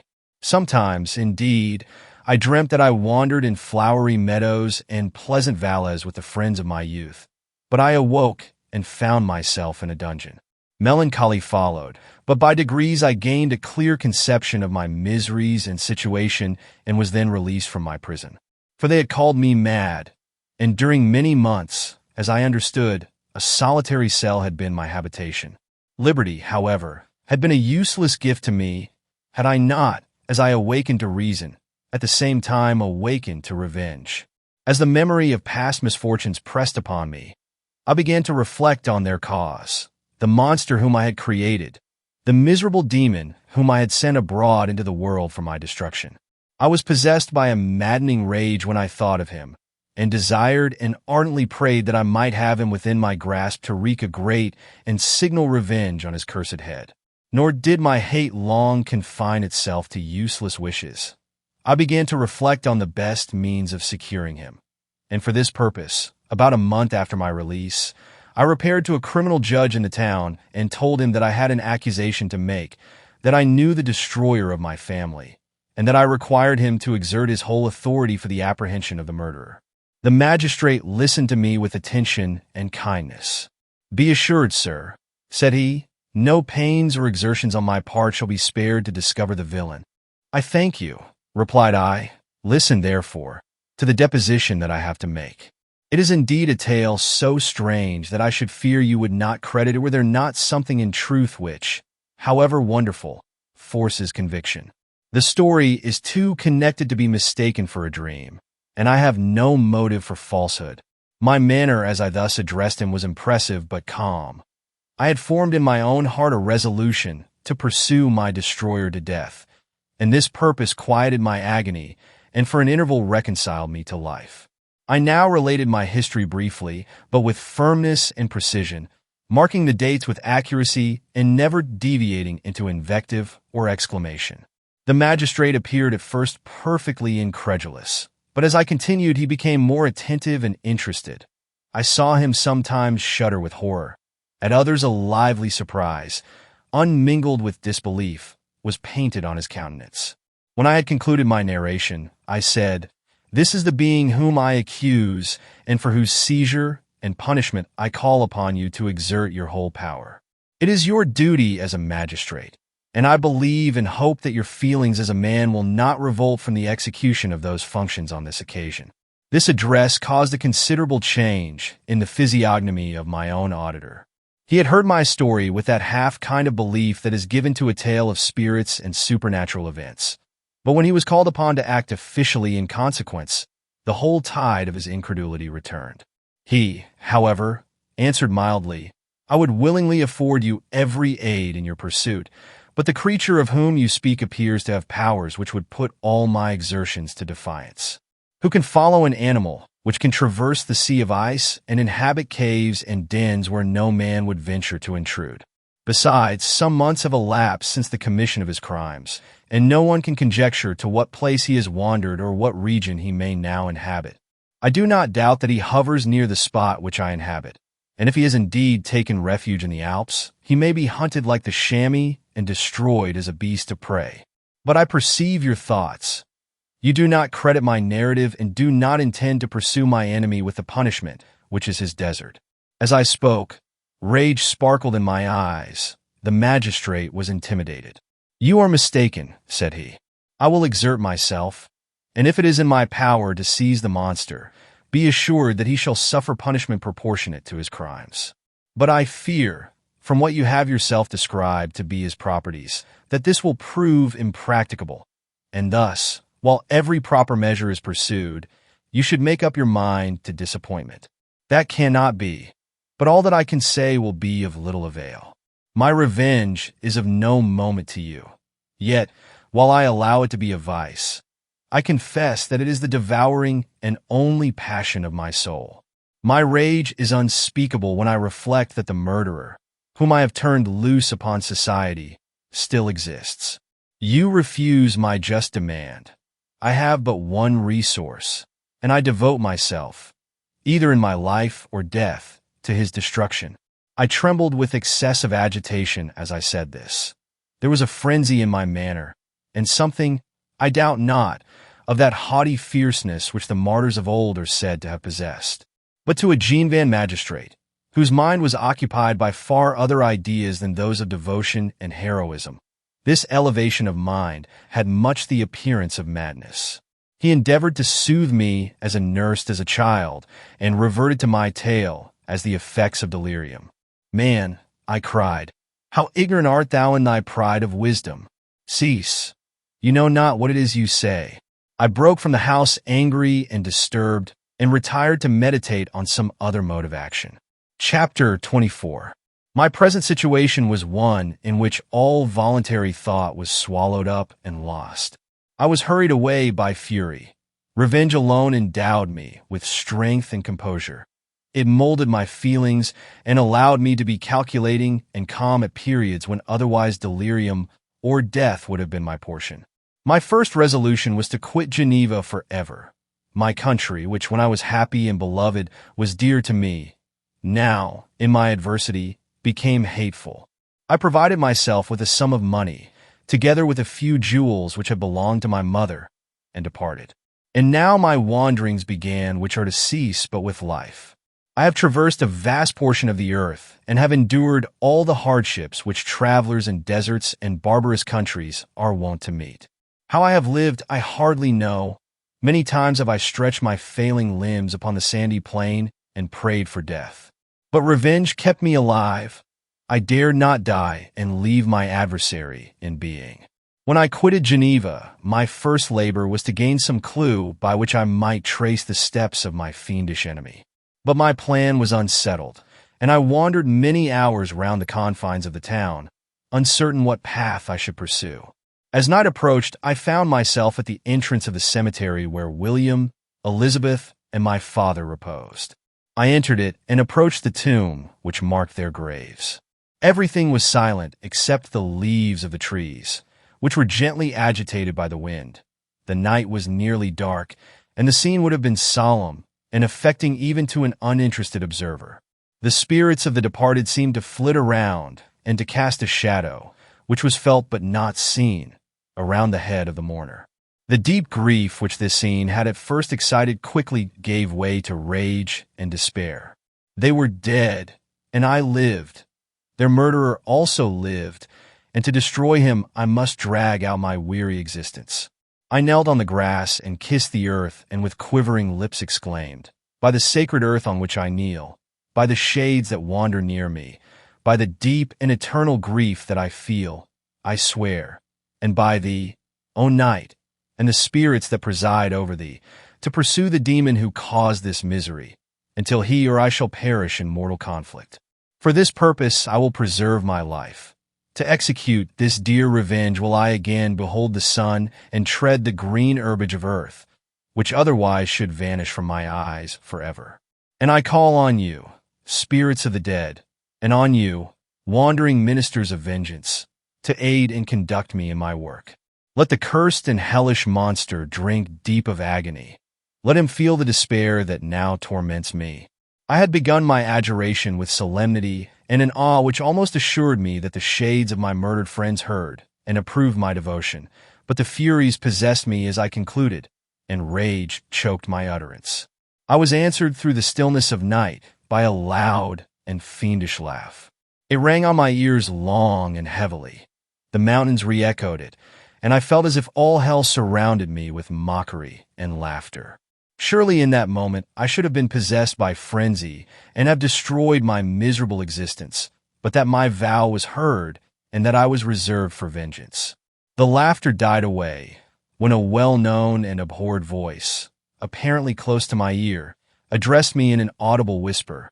"I am satisfied, miserable wretch. You have determined to live, and I am satisfied."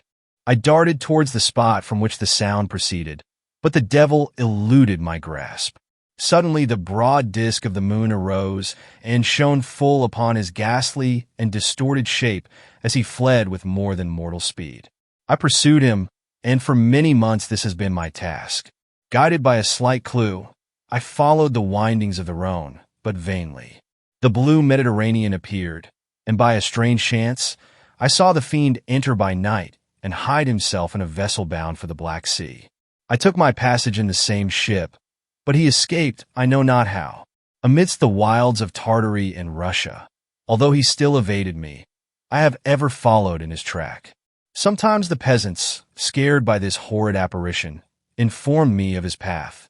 Sometimes he himself, who feared that if I lost all trace of him I should despair and die, left some mark to guide me. The snows descended on my head, and I saw the print of his huge step on the white plain. To you first entering on life, to whom care is new and agony unknown, how can you understand what I have felt and still feel? Cold, want, and fatigue were the least pains which I was destined to endure. I was cursed by some devil and carried about with me my eternal hell. Yet still a spirit of good followed and directed my steps, and when I most murmured would suddenly extricate me from seemingly insurmountable difficulties. Sometimes, when nature, overcome by hunger, sank under the exhaustion, a repast was prepared for me in the desert that restored and inspirited me. The fare was, indeed, coarse, such as the peasants of the country ate, but I will not doubt that it was set there by the spirits that I had invoked to aid me. Often, when all was dry, the heavens cloudless, and I was parched by thirst, a slight cloud would bedim the sky, shed the few drops that revived me, and vanish. I followed, when I could, the courses of the rivers, but the demon generally avoided these, as it was here that the population of the country chiefly collected. In other places human beings were seldom seen, and I generally subsisted on the wild animals that crossed my path. I had money with me, and gained the friendship of the villagers by distributing it, or I brought with me some food that I had killed, which, after taking a small part, I always presented to those who had provided me with fire and utensils for cooking. My life, as it passed thus, was indeed hateful to me, and it was during sleep alone that I could taste joy. Oh, blessed sleep! Often, when most miserable, I sank to repose, and my dreams lulled me even to rapture. The spirits that guarded me had provided these moments, or rather hours, of happiness that I might retain strength to fulfill my pilgrimage.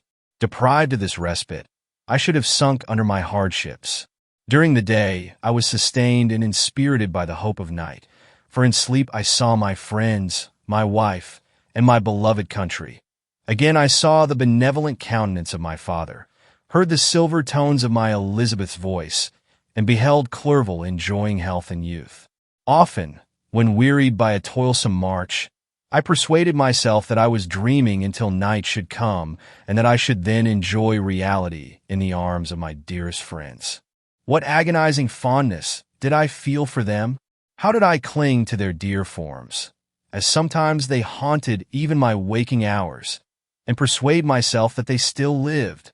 At such moments vengeance, that burned within me, died in my heart, and I pursued my path towards the destruction of the demon more as a task enjoined by heaven, as the mechanical impulse of some power of which I was unconscious, than as the ardent desire of my soul. What his feelings were whom I pursued, I cannot know. Sometimes, indeed, he left marks in writing on the barks of the trees, or cut in stone that guided me and instigated my fury. My reign is not yet over. These words were legible in one of these inscriptions. You live, and my power is complete. Follow me. I seek the everlasting ices of the north, where you will feel the misery of cold and frost, to which I am impassive. You will find near this place, if you follow not too tardily, a dead hare. Eat and be refreshed. Come on, my enemy. We have yet to wrestle for our lives, but many hard and miserable hours must you endure until that period shall arrive. Scoffing devil, again do I vow vengeance. Again do I devote thee, miserable fiend, to torture and death. Never will I give up my search until he or I perish. And then with what ecstasy shall I join my Elizabeth and my departed friends, who even now prepare for me the reward of my tedious toil and horrible pilgrimage. As I still pursued my journey to the northward, the snows thickened and the cold increased in a degree almost too severe to support. The peasants were shut up in their hovels, and only a few of the most hardy ventured forth to seize the animals whom starvation had forced from their hiding places to seek for prey. The rivers were covered with ice, and no fish could be procured, and thus I was cut off from my chief article of maintenance. The triumph of my enemy increased with the difficulty of my labors. One inscription that he left was in these words, Prepare. Your toils only begin. Wrap yourself in furs and provide food, for we shall soon enter upon a journey where your sufferings will satisfy my everlasting hatred. My courage and perseverance were invigorated by these scoffing words. I resolved not to fail in my purpose, and calling on heaven to support me, I continued with unabated fervor to traverse immense deserts, until the ocean appeared at a distance and formed the utmost boundary of the horizon. Oh, how unlike it was to the blue seasons of the south!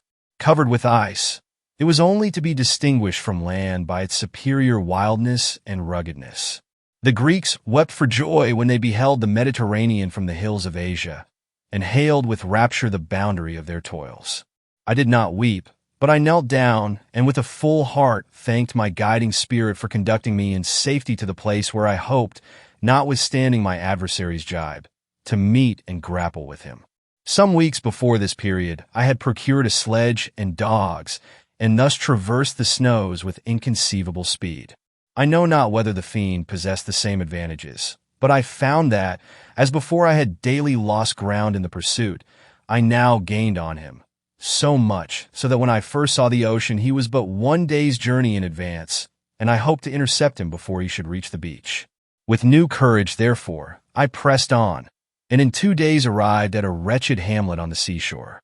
I inquired of the inhabitants concerning the fiend and gained accurate information.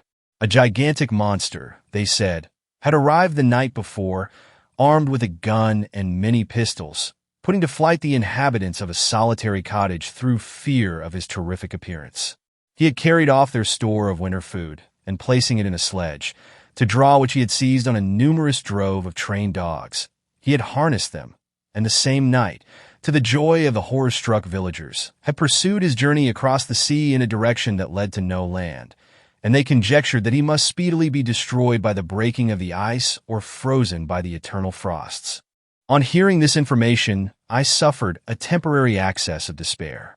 He had escaped me, and I must commence a destructive and almost endless journey across the mountainous ices of the ocean, amidst cold that few of the inhabitants could long endure, and which I, the native of a genial and sunny climate, could not hope to survive. Yet at the idea that the fiend should live and be triumphant, my rage and vengeance returned, and like a mighty tide, overwhelmed every other feeling. After a slight repose, during which the spirits of the dead hovered round and instigated me to toil and revenge, I prepared for my journey.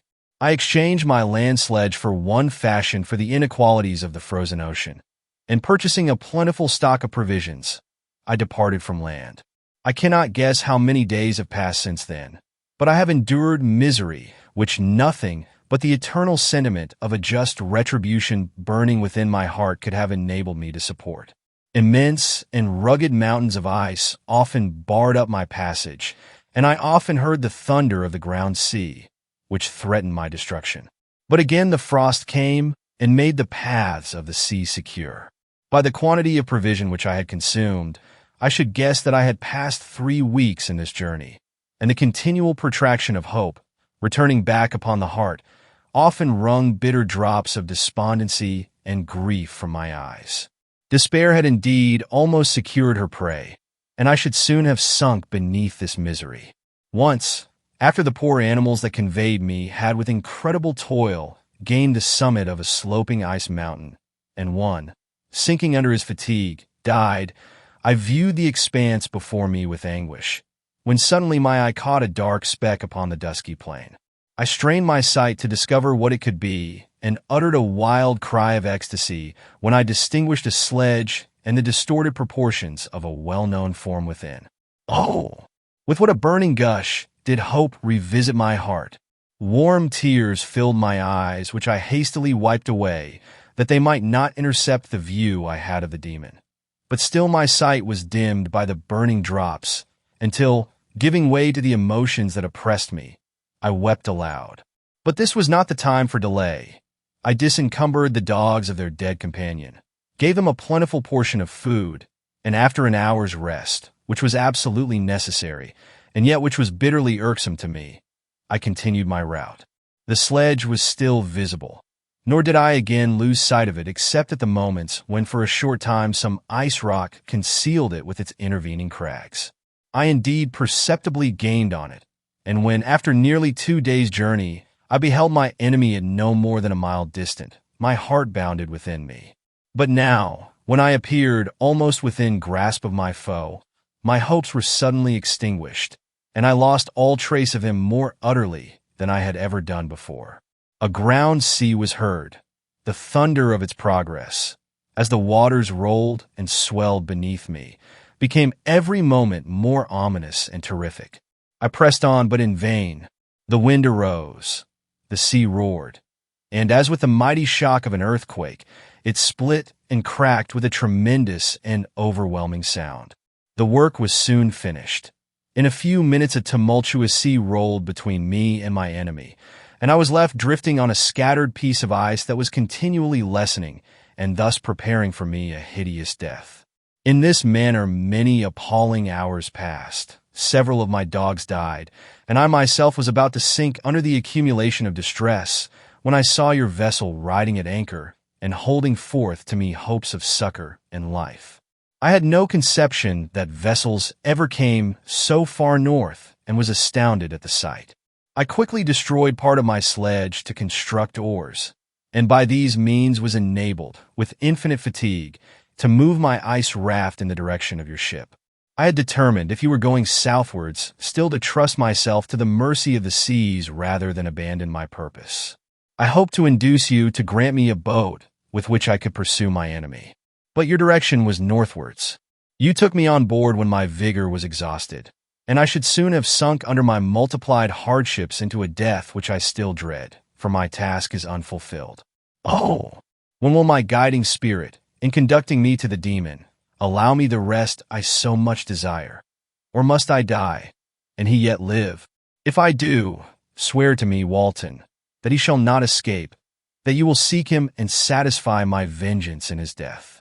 And do I dare to ask of you to undertake my pilgrimage, to endure the hardships that I have undergone? No, I am not so selfish. Yet, when I am dead, if he should appear, if the ministers of vengeance should conduct him to you, swear that he shall not live. Swear that he shall not triumph over my accumulated woes and survive to add to the list of his dark crimes.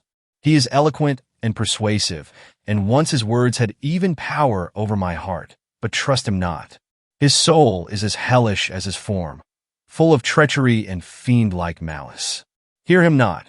Call on the names of William, Justine, Clerval, Elizabeth, my father, and of the wretched Victor, and thrust your sword into his heart. I will hover near and direct the steel aright. Walton, in continuation, August 26th, 17. You have read this strange and terrific story, Margaret, and do you not feel your blood congeal with horror, like that which even now curdles mine? Sometimes, seized with sudden agony, he could not continue his tale. At others, his voice broken, yet piercing, uttered with difficulty the words so replete with anguish.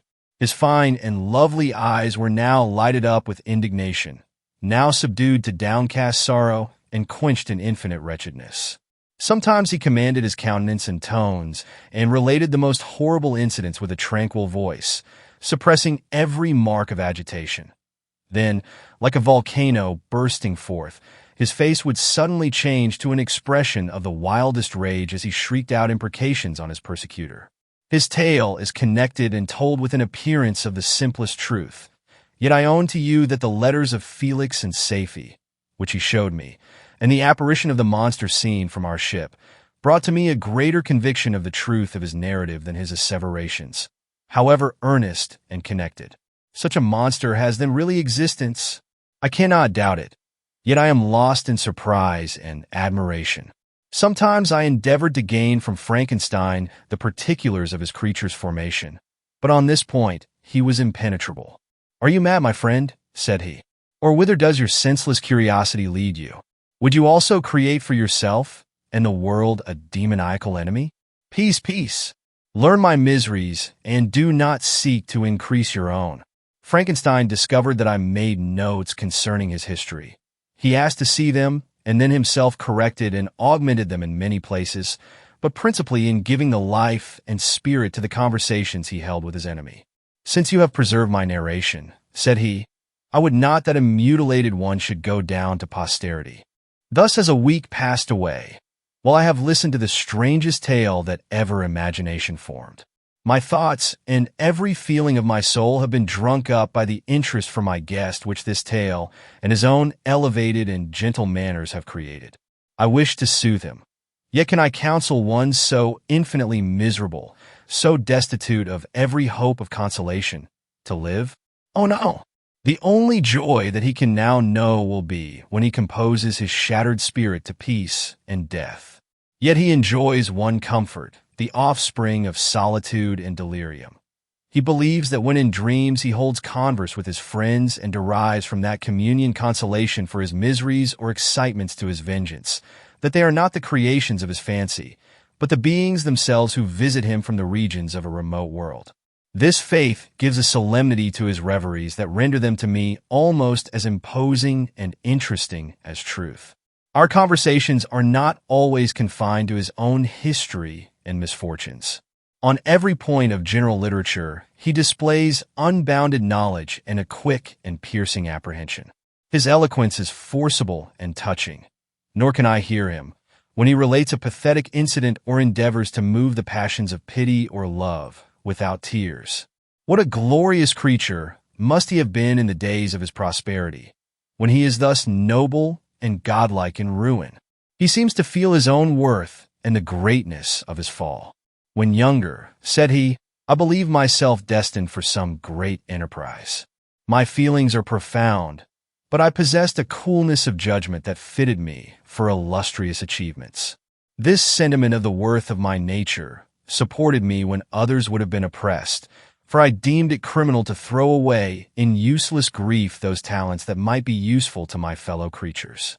When I reflected on the work I had completed, no less a one than the creation of a sensitive and rational animal, I could not rank myself with the herd of common projectors. But this thought, which supported me in the commencement of my career, now serves only to plunge me lower in the dust. All my speculations and hopes are as nothing, and like the archangel who aspired to omnipotence, I am chained in an eternal hell. My imagination was vivid, yet my powers of analysis and application were intense. By the union of these qualities, I conceived the idea and executed the creation of a man. Even now, I cannot recollect without passion my reveries while the work was incomplete. I trod heaven in my thoughts, now exulting in my powers, now burning with the idea of their effects. From my infancy, I was imbued with high hopes and a lofty ambition. But how am I sunk? Oh, my friend, if you had known me as I once was, you would not recognize me in this state of degradation. Despondency rarely visited my heart. A high destiny seemed to bear me on, until I fell, never again to rise. Must I then lose this admirable being? I have longed for a friend. I have sought one who would sympathize with and love me. Behold, on these desert seas I have found such a one. But I fear I have gained him only to know his value and lose him. I would reconcile him to life, but he repulses the idea. I thank you, Walton, he said, for your kind intentions towards so miserable a wretch. But when you speak of new ties and fresh affections, think you that any can replace those who are gone? Can any man be to me as Clerval was, or any woman another Elizabeth? Even where the affections are not strongly moved by any superior excellence, the companions of our childhood always possess a certain power over our minds which hardly any later friend can obtain. They know our infantine dispositions, which, however they may be afterwards modified, are never eradicated, and they can judge of our actions with more certain conclusions as to the integrity of our motives. A sister or a brother can never, unless indeed such symptoms have been shown early, suspect the other of fraud or false dealing, when another friend, however strongly he may be attached, may, in spite of himself, be contemplated with suspicion. But I enjoyed friends, dear not only through habit and association, but from their own merits, and wherever I am, the soothing voice of my Elizabeth and the conversation of Clerval will be ever whispered in my ear. They are dead, and but one feeling in such a solitude can persuade me to preserve my life. If I were engaged in any high undertaking or design, fraught with extensive utility to my fellow creatures, then could I live to fulfill it. But such is not my destiny. I must pursue and destroy the being to whom I gave existence. Then my lot on earth will be fulfilled, and I may die. My beloved sister, September 2d, I write to you, encompassed by peril and ignorant whether I am ever doomed to see again dear England and the dearer friends that inhabit it. I am surrounded by mountains of ice, which admit of no escape and threaten every moment to crush my vessel. The brave fellows whom I have persuaded to be my companions look towards me for aid, but I have none to bestow. There is something terribly appalling in our situation, yet my courage and hopes do not desert me. Yet it is terrible to reflect that the lives of all these men are endangered through me. If we are lost, my mad schemes are the cause. And what, Margaret, will be the state of your mind? You will not hear of my destruction, and you will anxiously await my return. Years will pass, and you will have visitings of despair, and yet be tortured by hope. Oh, my beloved sister, the sickening failing of your heartfelt expectations is, in prospect, more terrible to me than my own death. But you have a husband and lovely children. You may be happy. Heaven bless you, and make you so. My unfortunate guest regards me with the tenderest compassion. He endeavors to fill me with hope and talks as if life were a possession which he valued. He reminds me how often the same accidents have happened to other navigators who have attempted this sea, and in spite of myself, he fills me with cheerful auguries. Even the sailors feel the power of his eloquence. When he speaks, they no longer despair. He rouses their energies, and while they hear his voice, they believe these vast mountains of ice are molehills which will vanish before the resolutions of man. These feelings are transitory. Each day of expectation delayed fills them with fear, and I almost dread a mutiny caused by this despair. September 5th. A scene has just passed of such uncommon interest that, although it is highly probable that these papers may never reach you, yet I cannot forbear recording it. We are still surrounded by mountains of ice, still in imminent danger of being crushed in their conflict. The cold is excessive, and many of my unfortunate comrades have already found a grave amidst this scene of desolation. Frankenstein has daily declined in health. A feverish fire still glimmers in his eyes, but he is exhausted, and when suddenly roused to any exertion, he speedily sinks again into apparent lifelessness. I mentioned in my last letter the fears I entertained of a mutiny. This morning, as I sat watching the wan countenance of my friend, his eyes half closed and his limbs hanging listlessly, I was roused by half a dozen of the sailors who demanded admission into the cabin. They entered, and their leader addressed me.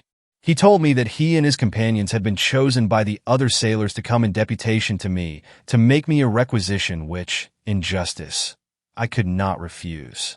We were immured in ice and should probably never escape, but they feared that if, as was possible, the ice should dissipate and a free passage be opened, I should be rash enough to continue my voyage and lead them into fresh dangers, after they might happily have surmounted this. They insisted, therefore, that I should engage with a solemn promise that if the vessel should be freed, I would instantly direct my course southwards. This speech troubled me. I had not despaired, nor had I yet conceived the idea of returning if set free. Yet could I, in justice, or even in possibility, refuse this demand?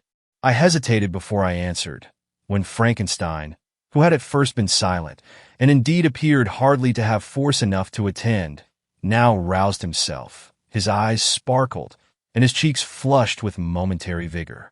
Turning towards the men, he said, "What do you mean? What do you demand of your captain? Are you, then, so easily turned from your design? Did you not call this a glorious expedition? And wherefore was it glorious?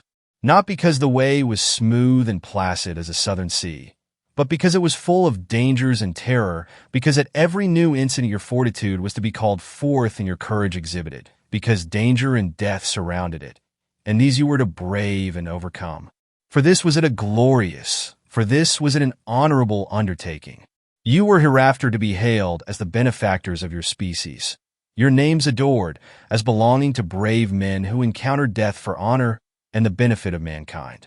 And now, behold, with the first imagination of danger, or, if you will, the first mighty and terrific trial of your courage, you shrink away and are content to be handed down as men who had not strength enough to endure cold and peril.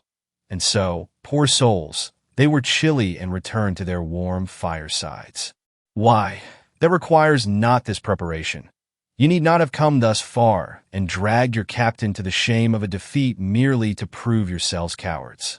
Oh, be men, or be more than men. Be steady to your purposes and firm as a rock. This ice is not made of such stuff as your hearts may be. It is mutable and cannot withstand you if you say that it shall not. Do not return to your families with the stigma of disgrace marked on your brows. Return as heroes who have fought and conquered and who know not what it is to turn their backs on the foe. He spoke this with a voice so modulated to the different feelings expressed in his speech, with an eye so full of lofty design and heroism, that can you wonder that these men were moved? They looked at one another and were unable to reply. I spoke. I told them to retire and consider of what had been said, that I would not lead them farther north if they strenuously desired the contrary, but that I hoped that, with reflection, their courage would return. They retired, and I turned towards my friend, but he was sunk in languor and almost deprived of life. How all this will terminate, I know not, but I had rather die than return shamefully, my purpose unfulfilled. Yet I fear such will be my fate. The men, unsupported by ideas of glory and honor, can never willingly continue to endure their present hardships. September 7th. The die is cast. I have consented to return if we are not destroyed.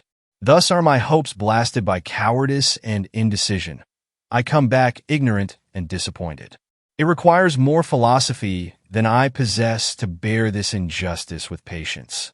September 12th. It is past. I am returning to England.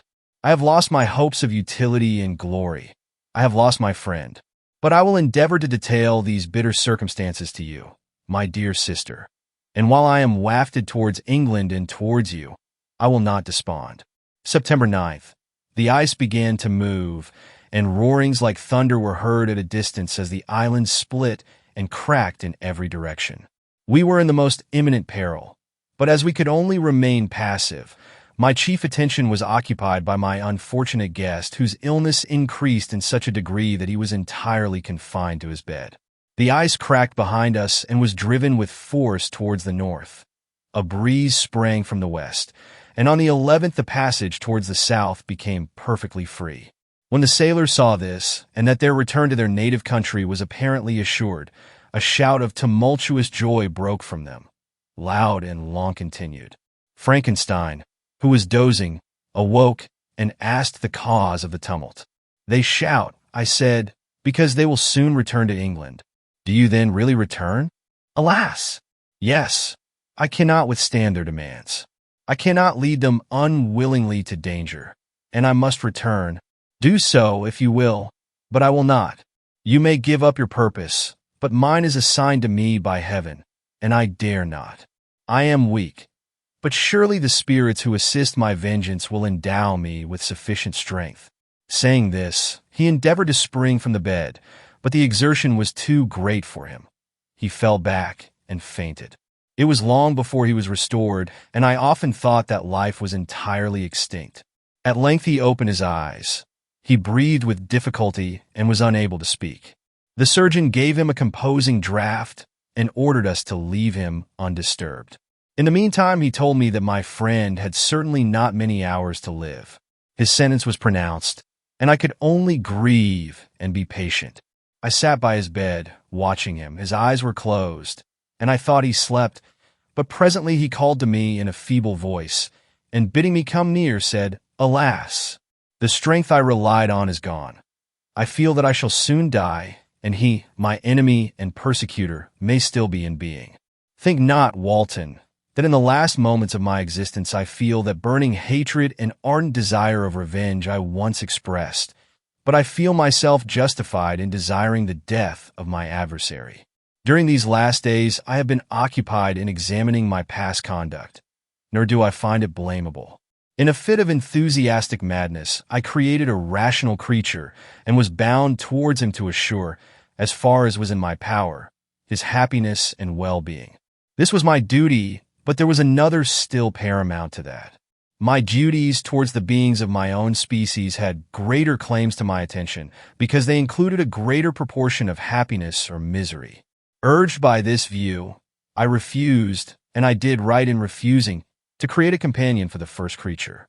He showed unparalleled malignity and selfishness in evil. He destroyed my friends. He devoted to destruction beings who possessed exquisite sensations, happiness, and wisdom. Nor do I know where this thirst for vengeance may end. Miserable himself that he may render no other wretched, he ought to die. The task of his destruction was mine, but I have failed. When actuated by selfish and vicious motives, I asked you to undertake my unfinished work, and I renew this request now, when I am only induced by reason and virtue. Yet I cannot ask you to renounce your country and friends to fulfill this task. And now that you are returning to England, you will have little chance of meeting with him. But the consideration of these points, and the well-balancing of what you may esteem your duties, I leave to you. My judgment and ideas are already disturbed by the near approach of death. I dare not ask you to do what I think right, for I may still be misled by passion. That he should live to be an instrument of mischief disturbs me. In other respects, this hour, when I momentarily expect my release, is the only happy one which I have enjoyed for several years. The forms of the beloved dead flit before me, and I hasten to their arms. Farewell, Walton. Seek happiness and tranquility and avoid ambition, even if it be only the apparently innocent one of distinguishing yourself in science and discoveries. Yet why do I say this? I have myself been blasted in these hopes, yet another may succeed. His voice became fainter as he spoke, and at length, exhausted by his effort, he sank into silence.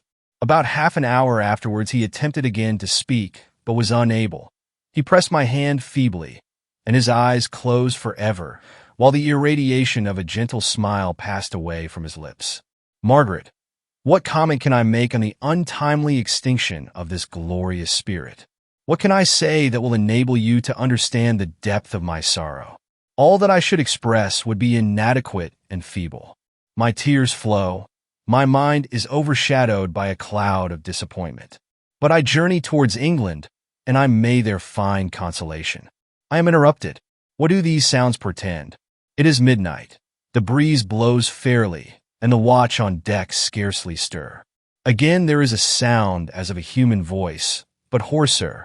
It comes from the cabin where the remains of Frankenstein still lie. I must arise and examine.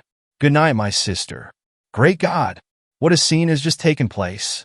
I am yet dizzy with the remembrance of it. I hardly know whether I shall have the power to detail it. Yet the tale which I have recorded would be incomplete without this final and wonderful catastrophe. I entered the cabin, where lay the remains of my ill-fated and admirable friend. Over him hung a form which I cannot find words to describe, gigantic in stature, yet uncouth and distorted in its proportions. As he hung over the coffin, his face was concealed by long locks of ragged hair, but one vast hand was extended, in color and apparent texture like that of a mummy. When he heard the sound of my approach, he ceased to utter exclamations of grief and horror, and sprung towards the window.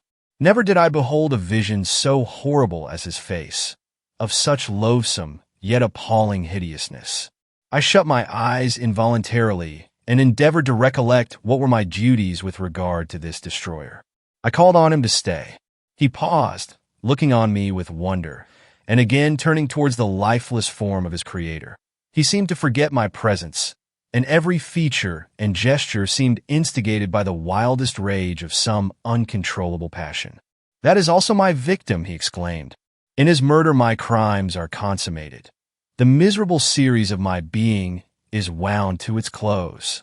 Oh, Frankenstein, generous and self-devoted being, what does it avail that I now ask thee to pardon me? I, who irretrievably destroyed thee by destroying all thou lovedst. Alas! He is cold, he cannot answer me. His voice seemed suffocated, and my first impulses, which had suggested to me the duty of obeying the dying request of my friend in destroying his enemy, were now suspended by a mixture of curiosity and compassion. I approached this tremendous being. I dared not again raise my eyes to his face. There was something so scaring and unearthly in his ugliness. I attempted to speak, but the words died away on my lips. The monster continued to utter wild and incoherent self-reproaches. At length I gathered resolution to address him in a pause of the tempest of his passion. "Your repentance," I said, "is now superfluous. If you had listened to the voice of conscience and heeded the stings of remorse before you had urged your diabolical vengeance to this extremity, Frankenstein would yet have lived." "And do you dream?" said the demon. "Do you think that I was then dead to agony and remorse?" He continued, pointing to the corpse, "He suffered not in the consummation of the deed. Oh, not the 10,000th portion of the anguish that was mine during the lingering detail of its execution. A frightful selfishness hurried me on, while my heart was poisoned with remorse. Think you that the groans of Clerval were music to my ears? My heart was fashioned to be susceptible of love and sympathy, and when wrenched by misery to vice and hatred, it did not endure the violence of the change without torture such as you cannot even imagine. After the murder of Clerval, I returned to Switzerland, heartbroken and overcome. I pitied Frankenstein. My pity amounted to horror. I abhorred myself. But when I discovered that he, the author at once of my existence and of its unspeakable torments, dared to hope for happiness, that while he accumulated wretchedness and despair upon me, he sought his own enjoyment in feelings and passions from the indulgence of which I was forever barred, then impotent envy and bitter indignation filled me with an insatiable thirst for vengeance. I recollected my threat and resolved that it should be accomplished. I knew that I was preparing for myself a deadly torture, but I was the slave, not the master, of an impulse which I detested yet could not disobey. Yet when she died, nay, then I was not miserable. I had cast off all feeling, subdued all anguish, to riot in the excess of my despair. Evil thenceforth became my good. Urged thus far, I had no choice but to adapt my nature to an element which I had willingly chosen. The completion of my demoniacal design became an insatiable passion. And now it is ended. There is my last victim. I was at first touched by the expressions of his misery. Yet when I called to mind what Frankenstein had said of his powers of eloquence and persuasion, and when I again cast my eyes on the lifeless form of my friend, indignation was rekindled within me. "Wretch," I said, "it is well that you come here to whine over the desolation that you have made. You throw a torch into a pile of buildings, and when they are consumed, you sit among the ruins and lament the fall. Hypocritical fiend, if he whom you mourn still lived, still would he be the object, again would he become the prey, of your accursed vengeance. It is not pity that you feel. You lament only because the victim of your malignity is withdrawn from your power." "Oh, it is not thus, interrupted the being. "Yet such must be the impression conveyed to you by what appears to be the purport of my actions. Yet I seek not a fellow feeling in my misery. No sympathy may I ever find. When I first sought it, it was the love of virtue, the feelings of happiness and affection with which my whole being overflowed, that I wished to be participated. But now that virtue has become to me a shadow, and that happiness and affection are turned into bitter and loathing despair, in what should I seek for sympathy? I am content to suffer alone while my suffering shall endure. When I die, I am well satisfied that abhorrence and opprobrium should load my memory. Once my fancy was soothed with dreams of virtue, of fame, and of enjoyment. Once I falsely hoped to meet with beings who, pardoning my outward form, would love me for the excellent qualities which I was capable of unfolding. I was nourished with high thoughts of honor and devotion. But now crime has degraded me beneath the meanest animal. No guilt, no mischief, no malignity, no misery can be found comparable to mine. When I run over the frightful catalogue of my sins, I cannot believe that I am the same creature whose thoughts were once filled with sublime and transcendent visions of the beauty and the majesty of goodness. But it is even so, the fallen angel becomes a malignant devil. Yet even that enemy of God and man had friends and associates in his desolation. I am alone. You, who call Frankenstein your friend, seem to have a knowledge of my crimes and his misfortunes. But in the detail which he gave you of them, he could not sum up the hours and months of misery which I endured wasting in impotent passions. For while I destroyed his hopes, I did not satisfy my own desires. They were forever ardent and craving. Still I desired love and fellowship, and I was still spurned. Was there no injustice in this? Am I to be thought the only criminal, when all humankind sinned against me? Why do you not hate Felix, who drove his friend from his door with contumely? Why do you not execrate the rustic who sought to destroy the savior of his child? Nay, these are virtuous and immaculate beings. I, the miserable and the abandoned, am an abortion to be spurned at and kicked and trampled on. Even now my blood boils at the recollection of this injustice. But it is true that I am a wretch. I have murdered the lovely and the helpless. I have strangled the innocent as they slept and grasped to death his throat who never injured me or any other living thing. I have devoted my Creator, the select specimen of all that is worthy of love and admiration among men, to misery. I have pursued him even to that irremediable ruin. There he lies, white and cold in death. You hate me, but your abhorrence cannot equal that with which I regard myself. I look on the hands which executed the deed. I think on the heart in which the imagination of it was conceived, and long for the moment when these hands will meet my eyes, when that imagination will haunt my thoughts no more. Fear not that I shall be the instrument of future mischief. My work is nearly complete. Neither yours nor any man's death is needed to consummate the series of my being and accomplish that which must be done, but it requires my own. Do not think that I shall be slow to perform this sacrifice. I shall quit your vessel on the ice raft which brought me thither, and shall seek the most northern extremity of the globe. I shall collect my funeral pile and consume to ashes this miserable frame, that its remains may afford no light to any curious and unhallowed wretch who would create such another as I have been. I shall die. I shall no longer feel the agonies which now consume me, or be the prey of feelings unsatisfied, yet unquenched. He is dead who called me into being, and when I shall be no more, the very remembrance of us both will speedily vanish. I shall no longer see the sun or stars or feel the winds play on my cheeks. Light, feeling, and sense will pass away, and in this condition must I find my happiness. Some years ago, when the images which this world affords first opened upon me, when I felt the cheering warmth of summer and heard the rustling of the leaves and the warbling of the birds, and these were all to me, I should have wept to die. Now it is my only consolation. Polluted by crimes and torn by the bitterest remorse, where can I find rest but in death? Farewell, I leave you, and in you the last of humankind whom these eyes will ever behold. Farewell, Frankenstein. If thou wert yet alive, and yet cherished a desire of revenge against me, it would be better satiated in my life than in my destruction. But it was not so. Thou didst seek my extinction, that I might not cause greater wretchedness. And if yet in some mode unknown to me, thou hadst not ceased to think and feel, thou wouldst not desire against me a vengeance greater than that which I feel. Blasted as thou wert, my agony was still superior to thine, for the bitter sting of remorse will not cease to rankle in my wounds until death shall close them forever. But soon, he cried with sad and solemn enthusiasm, I shall die, and what I now feel be no longer felt. Soon these burning miseries will be extinct. I shall ascend my funeral pile triumphantly and exult in the agony of the torturing flames. The light of that conflagration will fade away. My ashes will be swept into the sea by the winds.